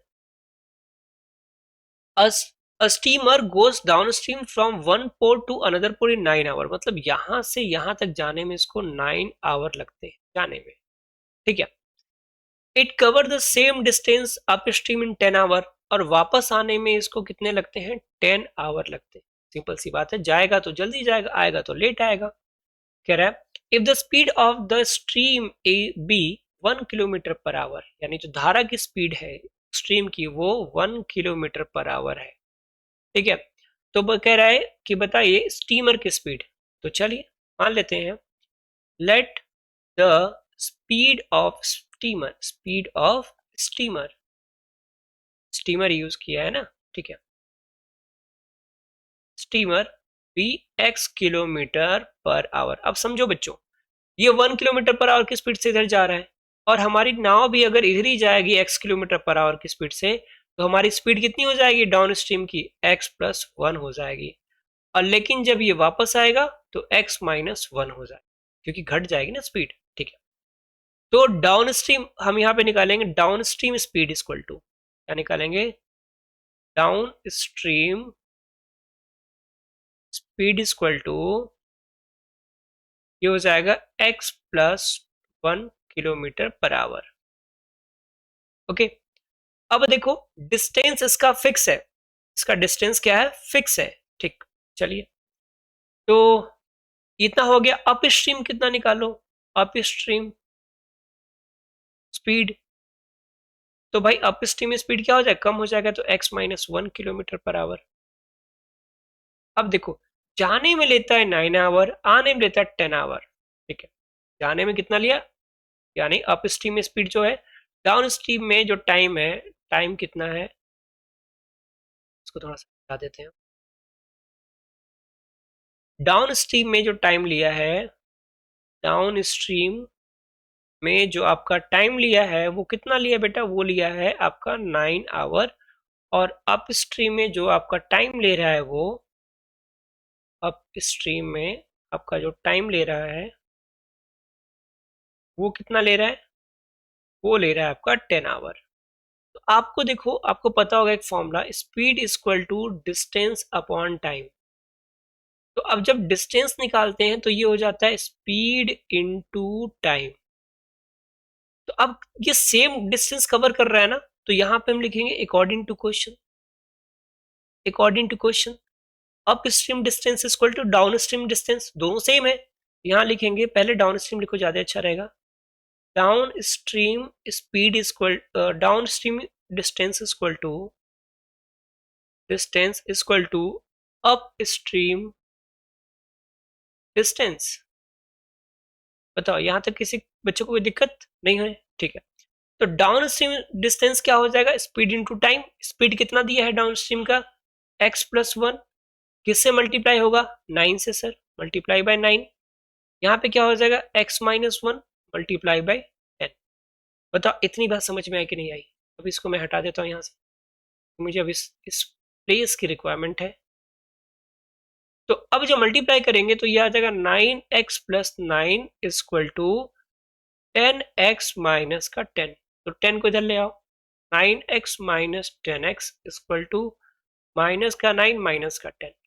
यहाँ से माइनस एक्स इक्वल टू कितना हो जाए, माइनस का 19, माइनस माइनस कटा, x equal to 19 kilometre per hour. तो ये जो आया आपका 19 किलोमीटर पर आवर, ये क्या है, ये स्पीड ऑफ बोट है। क्या है, स्पीड ऑफ बोट है। अच्छा बोट नहीं, स्टीम यूज कर रहा है, तो ठीक है। उसके बाद क्या कह रहा है, find the speed of the stream, ये निकल गया, speed of extreme steam, steamer, वही। उसके बाद कह रहा है डिस्टेंस बिटवीन द पोर्ट। तो डिस्टेंस इक्वल टू क्या हो जाएगा, देखो speed equal to distance upon time था, तो distance equal to speed into time हो जाएगा। तो ये हो जाएगा स्पीड इनटू टाइम। तो स्पीड हमारी कितनी आ गई, 19, और टाइम किसी का भी ले लो, चाहे आप 9 का लेना चाहो 10 का लेना। Okay wait wait wait, what, दोनों का डिस्टेंस सेम ही है ना, तो कोई दिक्कत नहीं। 19, अच्छा 19 यूज कर रहे हैं, तो इसका मल्टीप्लाई करेंगे हम x प्लस 1 से, या फिर कहीं पे अगर देख लेते हैं, ये तो x प्लस 1 हो गया। वेट वेट बच्चे, थोड़ा सा रुक जाना, यहाँ पे हमने ये जो x स्पीड आया है, ये किसका आया है, एक स्टीमर का स्पीड आया है, स्टीमर का। तो हम यहाँ पे रखेंगे x प्लस 1, क्या रखेंगे, x प्लस 1 या x माइनस 1, जो भी रखना चाहो। ठीक, जो भी रखना चाहो, चाहे अप स्ट्रीम में चाहे डाउन स्ट्रीम में, तो यहाँ इसको लेके चलेंगे। तो चले हम पहले इसको रख लेते हैं, तो x प्लस 1 रख लेते हैं, क्योंकि मल्टीप्लाई करने में तो आसान रहेगा। तो डाउन स्ट्रीम में जो टाइम लगा है वो कितना लगा, 9 आवर का, 9 आवर। तो ये हो गया 20 इंटू 9, मतलब आ गया 180 किलोमीटर। ठीक, आप चाहो तो डाउन स्ट्रीम ले सकते हो, लेकिन जब डाउन स्ट्रीम लोगे, देखो या ऐसे भी डिस्टेंस निकलेगा, डिस्टेंस ये भी निकलेगा आपका।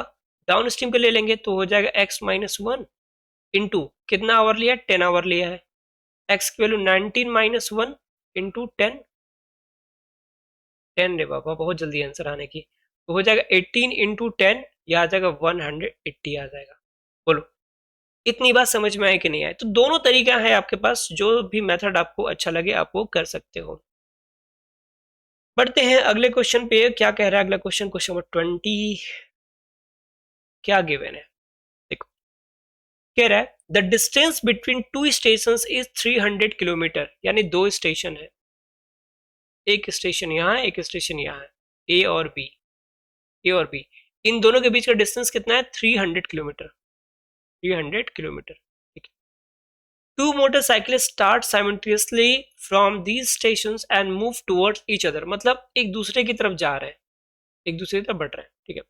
The speed of one of them is 7 kilometre more than that of the other, मतलब कह रहा है कि अगर इसकी speed x kilometre per our है तो इसकी जो स्पीड है वो x plus 7 kilometre per our चल रही है। ठीक है, 7 किलोमीटर ज्यादा चल रही है।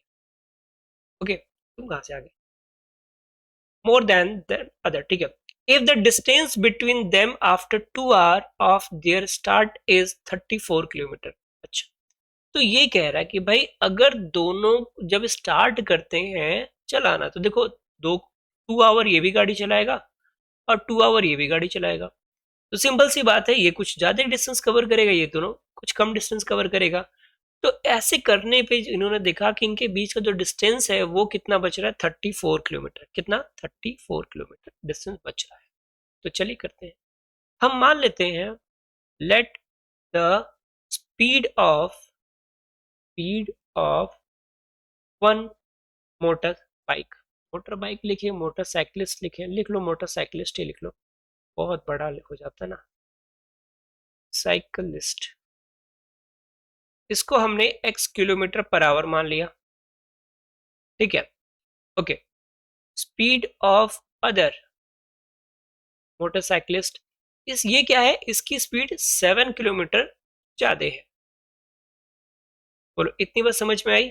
आ गई ना? अब देखो क्या कह रहा है, डिस्टेंस की बात करें तो डिस्टेंस, अच्छा रुक जाओ, मैं एक साथ अगर हम करते हैं यहाँ पे, टोटल डिस्टेंस कितना पहले निकालो, टोटल डिस्टेंस, टोटल डिस्टेंस है आपका 300 किलोमीटर, ये दिया हुआ है, ये सारे डाटा आपको यहाँ पे दिए हुए हैं। और ठीक है, हम यहाँ निकालेंगे distance cover by first motorcycle in 2 hour, distance covered by m1 कर ले, ज्यादा अच्छा रहेगा, बहुत बार बार नहीं लिखना पड़ेगा। m1 in 2 hours, m1 in 2 hours, 2 hours में कितना हो जाएगा? तो बच्चे हमें पता है speed equal to distance upon time, distance equal to होता है स्पीड इनटू टाइम, तो ये हो जाएगा 2x किलोमीटर, इतना डिस्टेंस ये कवर करेगा। ठीक है, distance cover by motorcycle 2 in 2 hour, तो ये कितना हो जाएगा? ये हो जाएगा 2x प्लस 14 किलोमीटर। बताओ इतनी बात समझ में आई कि नहीं आई?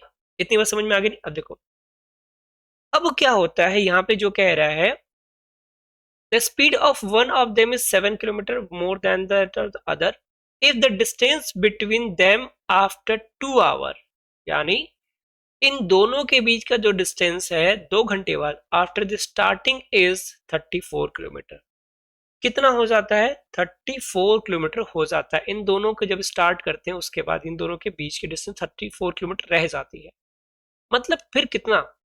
तो अगर हम ये देखें कि टोटल डिस्टेंस हमारा 300 किलोमीटर है, तो 200 में इसने कुछ कवर किया होगा और 200 में ए ने कुछ कवर किया होगा, 200 ने बी में कुछ कवर किया होगा, कितना बच गया है दोनों के बीच में? 34 किलोमीटर बच गया है। बस इसी को लिख देंगे अकॉर्डिंग टू क्वेश्चन, या डिस्टेंस अनकवर्ड बाय देम। कैसे लिख देंगे? डिस्टेंस, या फिर अकॉर्डिंग टू क्वेश्चन सीधे लिखे, ज्यादा मजा आएगा। According to question, according to question कि सर 300 किलोमीटर का डिस्टेंस था जिसको इन दोनों ने मिलकर कवर किया। तो पहले ने कितना कवर किया? पहले ने 2x किलोमीटर कवर किया, दूसरे ने 2x प्लस 14 किलोमीटर कवर किया, बट स्टिल अभी 34 किलोमीटर डिस्टेंस बाकी है। ठीक, इतनी बात समझ में आ गई? तो 300 को यहाँ रहने दो, 34 को इधर ले आओ, माइनस का 34, इस पूरे वैल्यू को इधर लेके जाओ, तो 2x हो जाएगा 4x और ये माइनस का 14, तो पहले तो माइनस को 14 को भी ले आओ, तो ये हो जाएगा 300 माइनस 34 और प्लस का 34 इक्वल टू 400 या 4x, अरे सॉरी 14, माइनस 14 है इधर आएगा तो प्लस का 14। तो पहले तो इनको सॉल्व कर लो, तो 440 3 में से 1 गया तो 2 माइनस 20 और ये हो जाएगा 300 इक्वल टू 4x। यहाँ पे देखिएगा तो ये हो जाएगा 4x इक्वल टू 1 जाएगा 280, x इक्वल टू हो जाएगा 280 बाई 4 मतलब 7 4 जा 28, तो x की वैल्यू आ गई 70 किलोमीटर पर आवर। यानी ये जो 70 किलोमीटर पर आवर आ गया ये किसकी, wait wait wait, I am right, plus minus minus होगा, देखो यहाँ पे थोड़ा सा वैल्यू को ट्रांसफर करने में एक छोटा सा मिस्टेक हो गया था, इस चीज को थोड़ा सा देखना बच्चों। यहाँ पे ये 2x हो गया 4x, ठीक है, और जब हम इसको इधर लेकर आए तो ये जो -14 हो गया ये बाय मिस्टेक हो गया था, ये प्लस का 14 ही रहेगा, और जब इधर जाएगा तो ये माइनस का 14, तो यहाँ से थोड़ा सा मिस्टेक हो गया, इसको आप फिर से इम्प्रूव कर लीजिएगा कि अब देखो थोड़ा सा हो जाता है यार, चलता है इतना, काफ़ी देर से क्लासेस हो रही ना, कैलकुलेशन थोड़े बहुत होते हैं तो इस पर थोड़ा सा ध्यान दीजिएगा वरना अदरवाइज आपका भी मिस्टेक होगा। तो ये हो जाएगा माइनस का, ठीक, तो अब ये दोनों ऐड हो जाएंगे, तो ये हो जाएगा 300 माइनस ऐड करो तो 448 और 314 माइनस का 48 इक्वल टू 4x। अब 4x इक्वल टू कितना आ जाएगा, जब सब्ट्रैक्ट करोगे तो आ जाएगा 252, ये 2 ऐड करें तो 50 हो गया, 300 से जाएगा 50, 250 और 2, ठीक है, x इक्वल टू ये हो जाएगा 252 बाई 4 और 4 से डिवाइड करेंगे तो 4 4 जा 16, 4 5 5 जा 20, 4 6 जा, ठीक है, 4 6 जा 24, बचा यहाँ पे 1, 12 हो गया, 4 3 जा 12, यानी x इक्वल टू आ गया आपका 63 किलोमीटर पर आवर। ये जो x की वैल्यू आ गई वो कितनी आ गई 63, ये क्या है, फर्स्ट मोटरसाइकिल्स की स्पीड, यानी फर्स्ट मोटर साइकिल या मोटरसाइकिलिस्ट लिख लो भैया, मोटरसाइकिलिस्ट ये लिख लो, cyclist speed equal to 63 kilometre per hour, ठीक है, ये इतना हो गया। और दूसरे का जो हो जाएगा सेकंड मोटरसाइकिलिस्ट स्पीड, इससे 7 ज्यादा है, इतनी तेज गाड़ी कौन चलाता है, स्पीड इक्वल टू 63 प्लस 7 मतलब 70 किलोमीटर पर आवर। तो जनरली अब आजकल तो सभी चलाते हैं, इसमें से जितने बच्चे देख रहे होंगे ना इसमें से कई बच्चे बाइक चलाते होंगे, जरा सा कमेंट करके बताना कितने बच्चे बाइक चलाते हो, ठीक है।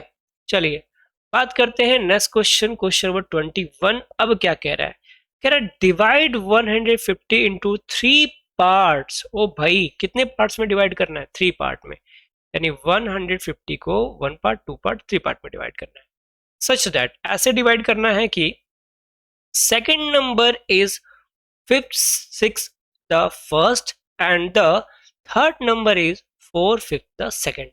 ओके भैया, तो यहाँ पे कुछ ऐसा स्टेटमेंट दे रखा है, तो हम ऐसे भी कह सकते हैं कि तीनों का जो सम होगा वो होगा 150, ठीक है।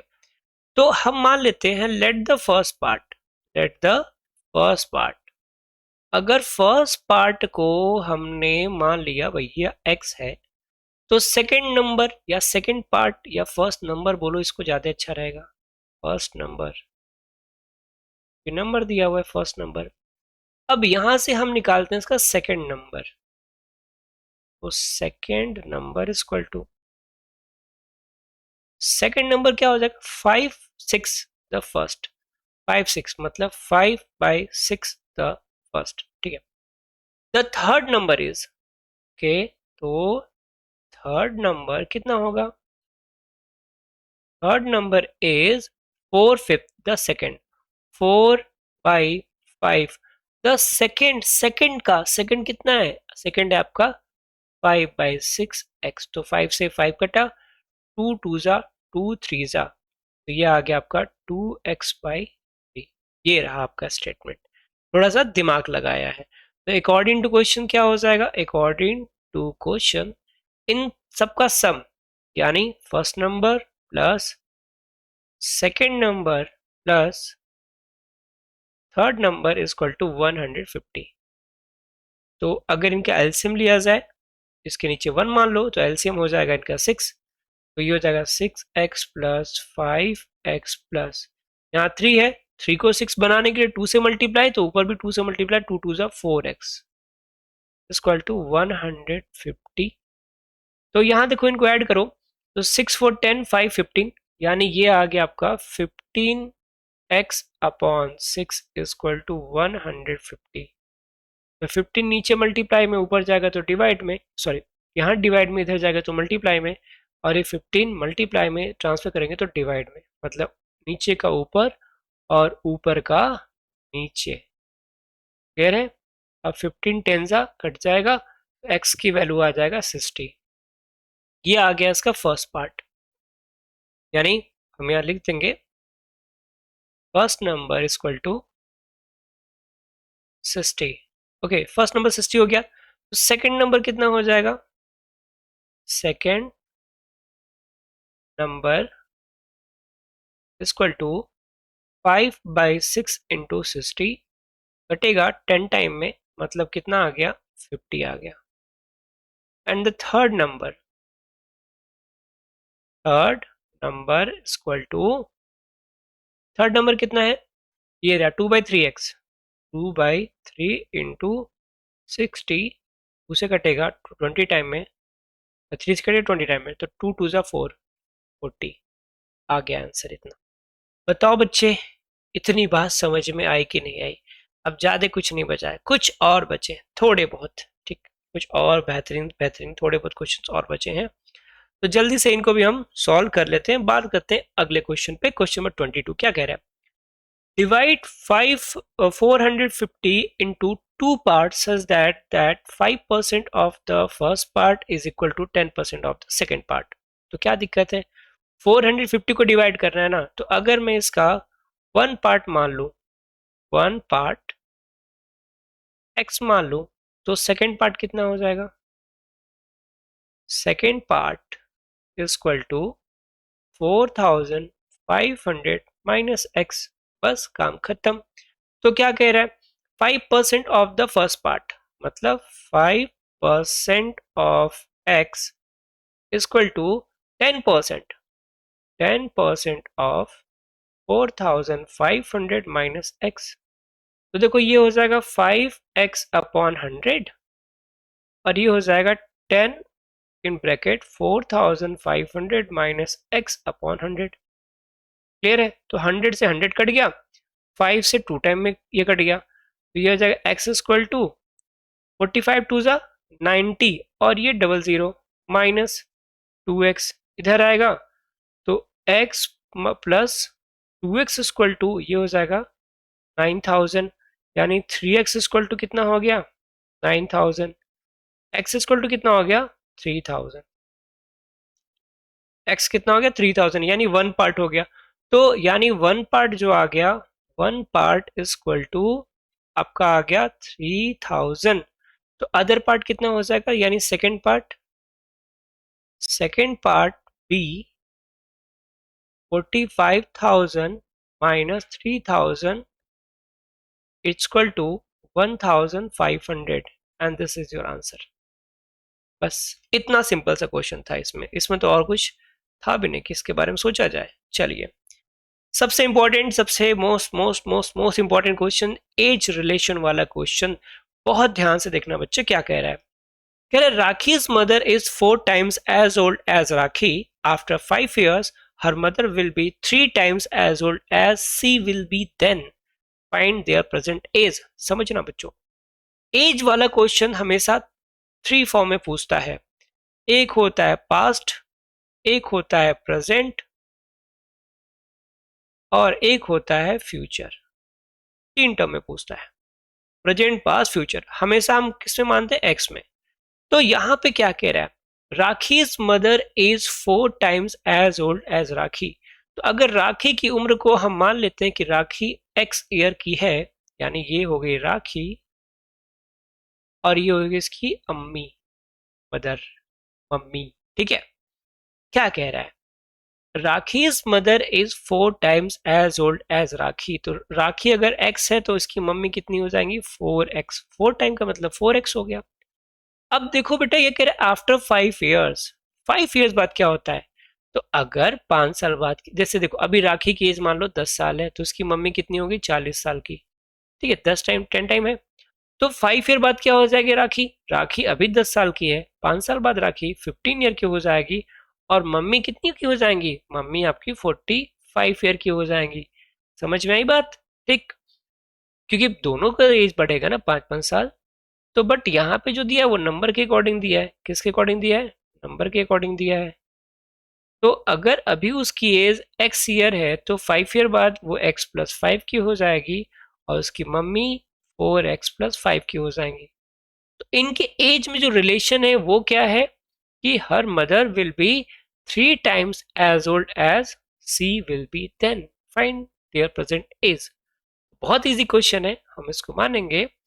लेट, और याद रखना मानना उसका जिससे कंपेयर किया जाता है। Let the present age of Rakhi, let the present age of Rakhi, Rakhi की प्रेजेंट एज कितनी है, हमने मान लिया x ईयर, तो her mother's age, her mother age या मदर्स एज वो कितना हो जाएगा, वो हो जाएगा 4x अकॉर्डिंग टू क्वेश्चन, ये ईयर में है, ईयर्स, ईयर्स। तो देखो अब यहाँ लिखेंगे after 5 year, after 5 years her age यानी राखी एज, राखीज एज, भाई देखो 5 साल बाद इसकी एज बढ़ेगी, देखो नहीं एज कितनी हो जाएगी, ये हो जाएगी x+5 ईयर होगा ना, और इसकी मदर की एज कितनी हो जाएगी, mother's as equal to 4x+5, दोनों की एज 5 बढ़ेगी। बट अब इनमें जो रिलेशन है, जैसे यहाँ पे एक रिलेशन था, अब जो रिलेशन वो रिलेशन क्या है कि हर मदर विल बी, इसकी मम्मी जो है यानी इसकी मदर की जो एज है वो हो जाती कितना as old as she will be then, यानी उस समय इसकी एज जितनी थी उतनी ये किधर गया, her mother will be 3 times, कितना 3 टाइम्स, 3 टाइम्स हो जाती किससे, अपनी बिटिया की उम्र से 3 गुनी बड़ी हो जाती है। बस हो गया।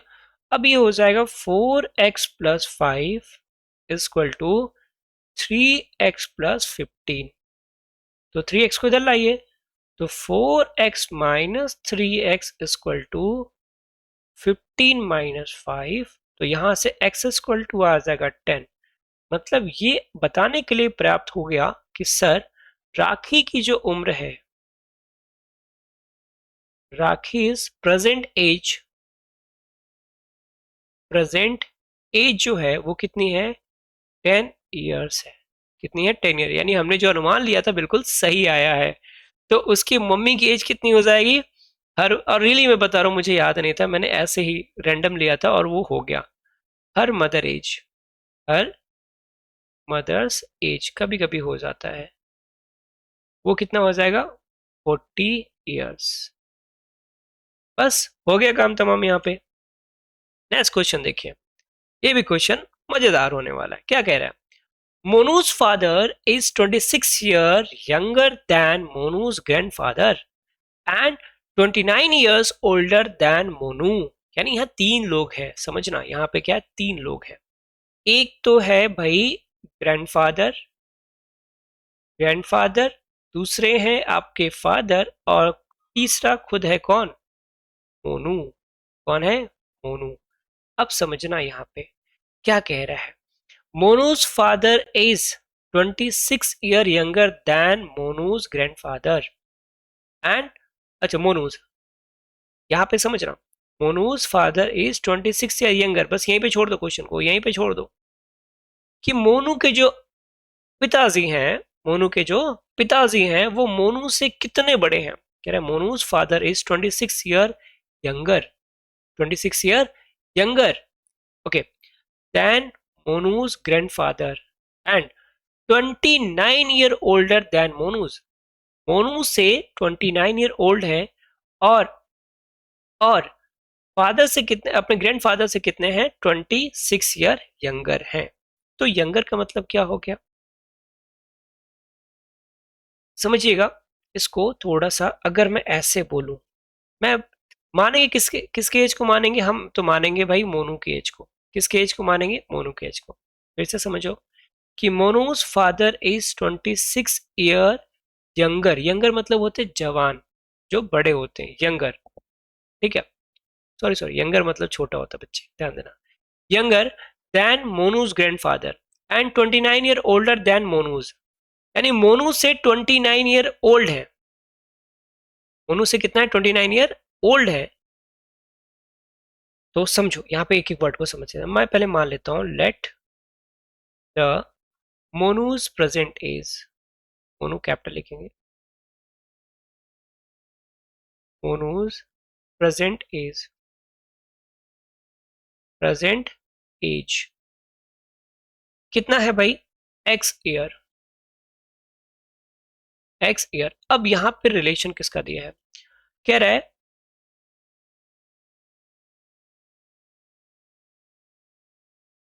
अगर मैं मोनू की जगह उसके फादर के एज को मान लूं तो, मोनूज फादर तो कह रहा है ना, हाँ ज्यादा अच्छा रहेगा। मोनूज फादर कर लो, मोनूज फादर, मोनूज फादर ज्यादा अच्छा रहेगा। Monu's father age is x year, ये ज्यादा सही रहेगा। ठीक है, तो grand father age will be, grand father age, तो ग्रैंड फादर की एज कितनी हो जाएगी भाई, मोनू के एज से 26 ईयर ज्यादा है। यही कह रहे हैं ना कि Monu's father is 26 year younger than Monu's grand father. ठीक, यहां तक खत्म हो रहा है।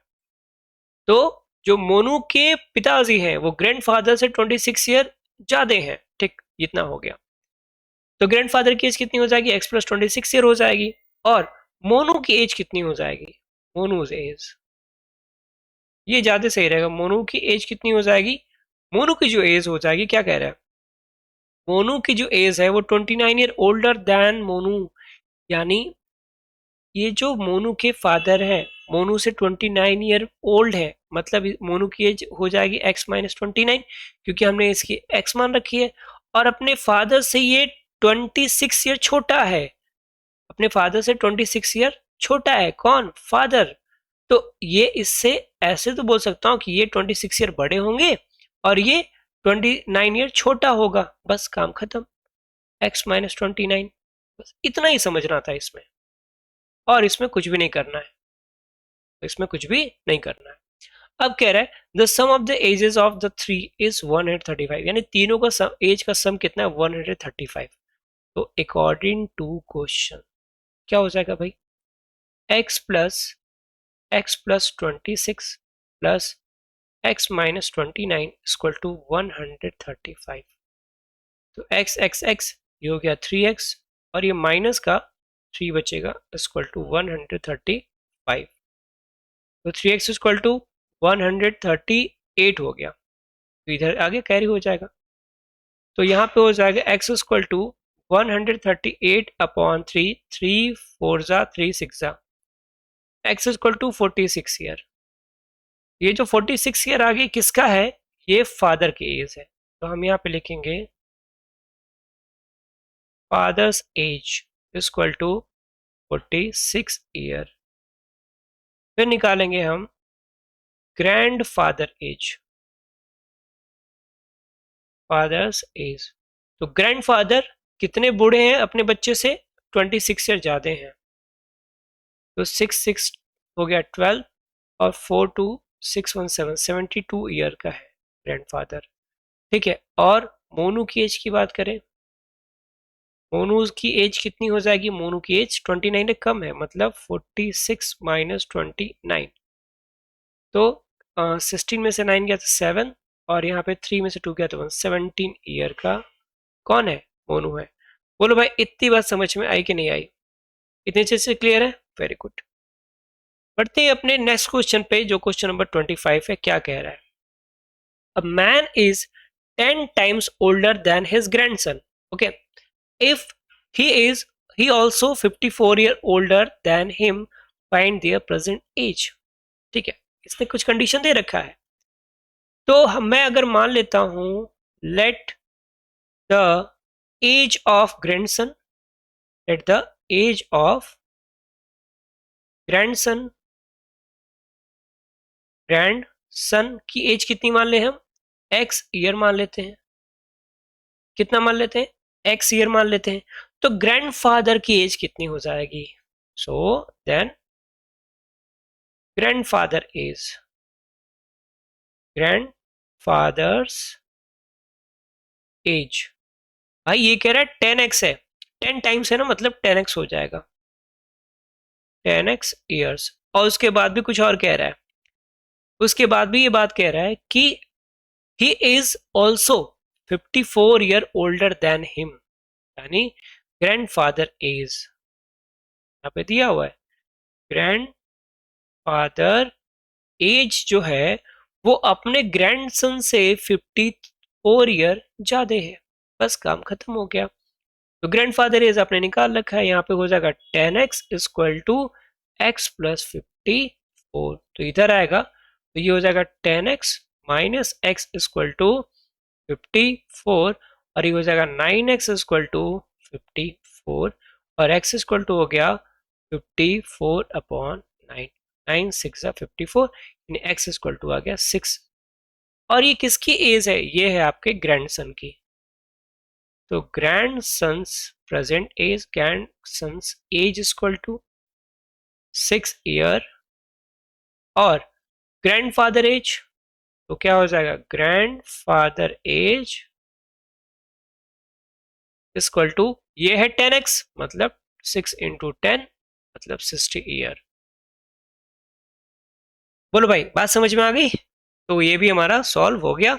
आज भाई अगले क्वेश्चन पे पढ़ते हैं। अगला क्वेश्चन क्या कह रहा है, 26, ये भी एज रिलेटेड प्रॉब्लम है। तो 26 में कह रहा है the difference between the age of two cousin is 10 year, मतलब दो कजन है। मान लो एक कजन ए है एक कजन बी है, इनके बीच का जो जो डिफरेंट है वो कितना है, 10 ईयर है।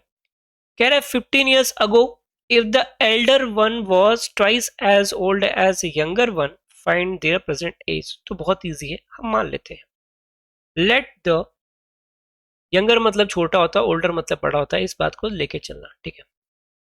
let the present age of younger, present age of younger, younger की जो प्रेजेंट एज है वो हमने मान ली x, ठीक है। तो एल्डर कितना होगा भाई, एल्डर दोनों में डिफरेंस कितने का, 10 ईयर का है, तो x प्लस 10 हो जाएगा एल्डर की एज, हो गया। अब कह रहा है 15 ईयर्स अगो, तो पहले निकालो 15 ईयर्स अगो, 15 ईयर्स अगो मतलब 15 ईयर अगो मतलब पीछे की बात कर रहा है, ठीक है। तो हम यहाँ यंगर की एज निकालेंगे, age of younger cousin, younger cousin. तो 15 ईयर पहले की बात करें तो हम क्या करेंगे, माइनस कर देंगे, x माइनस 15 ईयर हो जाएगा ये। और एल्डर की बात करेंगे तो, एल्डर कजन की बात करेंगे तो, अब एल्डर कजन में भी क्या हो जाएगा, ओह सॉरी, एल्डर कजन में भी माइनस करेंगे तो x प्लस 10 ऑलरेडी है, माइनस 15 करेंगे तो इसमें थोड़ा सा करेक्शन करके मतलब सॉल्व करके लिखेंगे x माइनस 5 ईयर, ये हो जाएगी दोनों की एज, ठीक है।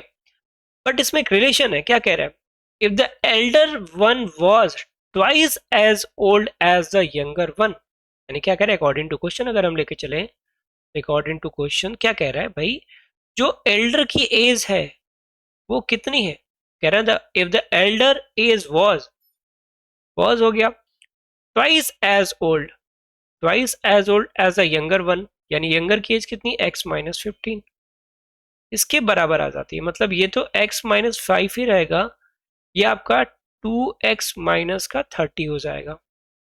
यहाँ पे सॉल्व करेंगे, x minus 2x equal to minus 30 और प्लस का 5, क्योंकि -5 इधर जाएगा तो प्लस का 5 हो जाएगा।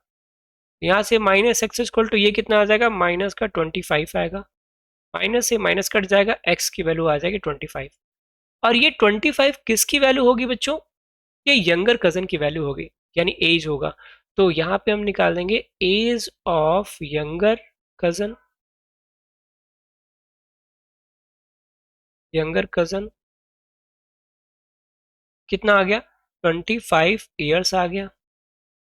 ठीक है, ये तो यंगर कजन का हो गया। और पूछ रहा है कि फाइंड देयर परसेंटेज, तो ओल्डर यानी ओल्डर कजन की बात करें तो as of older cousin,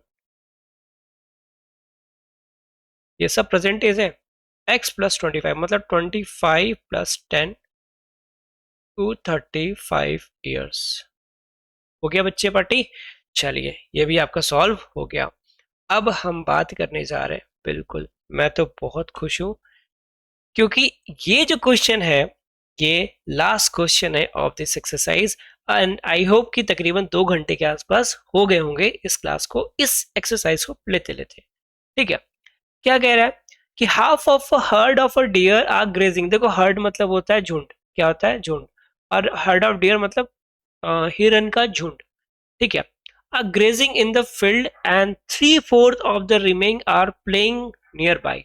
okay, the rest, अब ये क्या था यार, एक मिनट रुको, रेस्ट 9 आर, ये क्या है 9 है, the rest 9 are drinking water from the pond, find the number of the deer in the herd. बहुत इजी क्वेश्चन है, मैं मान लेता हूं कि let the total number of the heard.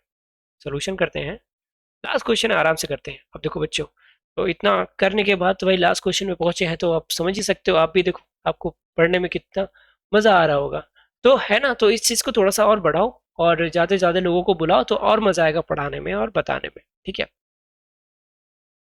Half of the heard, मैं पहले मान लेता हूँ कि टोटल जो हर्ड्स हैं वो एक्स हैं, तो हमने लिखा let the total number of the herds या फिर number of the deer, the number of the deer in herd, number of the deer in herd. हमने मान लिया भाई कितने हैं एक्स।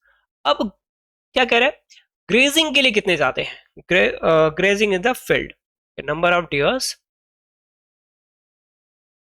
नंबर ऑफ डियर, देखो डियर्स नहीं होता, हमेशा डियर ही होता है, deer grazing, grazing GRAZING, grazing in the field, in the field. कह रहा है फील्ड में कितने गए हैं भाई, फील्ड में गए हैं, फील्ड में गए हैं कितने, हाफ ऑफ द हर्ड मतलब x/2, x/2 चले गए, तो रिमेइंग कितने होंगे, रिमेइंग कितने बचे होंगे भाई, आधे चले गए तो आधे बचे, सिंपल सी बात है सर, x/2 बचे हुए हैं। अब क्या कह रहा है, कह रहा है 3/4 of the remaining are playing near by, तो playing near by, playing near by कितने, कह रहा है 3/4 ऑफ द रिमेइंग, मतलब रिमेइंग कितना है x/2, मतलब ये हो गया 3x/8 क्या कर रहे हैं, प्ले कर रहे हैं। ठीक है, अब क्या बचा, एंड वाटर कितने पी रहे हैं, कह रहे हैं ना water from the pond, rest 9 are drinking water, तो number of deer, number of deer drinking water, deer drinking water, drinking water, तो वाटर कितने पी रहे हैं, 9 पी रहे हैं। तो अब देखो बच्चे, अब जब ये दे दिया हुआ है टोटल तो आपको निकालना है, तो यहां पे समझो कि 9 या पहले कितने हैं, x/2 ग्रेजिंग में है, ठीक है बिजी है वहां पे। ओके, खेल कितने रहे हैं, खेल रहे हैं आपके 3x/8 खेल रहे हैं, और 9 आराम फरमा रहे हैं, तो ये इन सबको ऐड करेंगे तो टोटल नंबर ऑफ डियर के बराबर होगा ना, बस यही करना है आपको। तो इनको देखो, इसको सॉल्व करो तो इसका एलसीएम हो जाएगा 8, यहाँ पे हो जाएगा 4x plus 3x is plus 9 equal to x, तो ये हो जाएगा 7x/8 plus 9 equal to x, इसको इधर ट्रांसफर करेंगे तो 9 equal to x by 1 minus 7x/8, cross multiply कीजिए इनका तो हो जाएगा 8x माइनस 7x अपॉन 8, तो हो जाएगा 9 इंटू 8 इक्वल टू 8 में से 7 जाएगा तो बचेगा x। अच्छा ये कैसे आया, 8 कैसे आया, देखो यहाँ नीचे था ऊपर चला गया 8 आ गया, x इक्वल टू हो जाएगा 72 डियर, यानी उस हर्ट में कितने डियर्स हैं, 72 डियर्स हैं।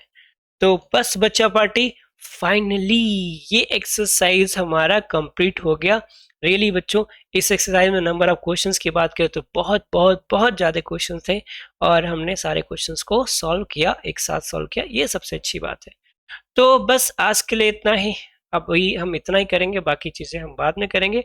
तो वीडियो कैसे लगी ये ज़रूर बताइएगा आप लोग, नीचे कमेंट जरूर कीजिए, और कौन से क्वेश्चन में आपको सबसे ज़्यादा प्रॉब्लम थी जिसका सोल्यूशन बड़े आराम से हो गया, तो ये भी आप मुझे जरूर नीचे कमेंट में आप बताइएगा। ठीक है, तो बाकी अब मिलेंगे हम नेक्स्ट एक्सरसाइज में। अभी इसका एक्सरसाइज बाकी है, ऐसा नहीं कि खत्म हो गया, अभी 8C बाकी है, फिर इसका टेस्ट पेपर भी बाकी है, वो दोनों भी कराएंगे। तो बस अभी के लिए फिलहाल इतना ही, अब मिलेंगे नेक्स्ट वीडियो में, तब तक के लिए अपना ख्याल रखिएगा। और एक बार फिर से सब्सक्राइब बिल्कुल फ्री है, तो फ्री का बटन तो सब लोग दबा के ही जाना। मिलते हैं नेक्स्ट वीडियो में, तब तक के लिए जय हिंद बच्चों।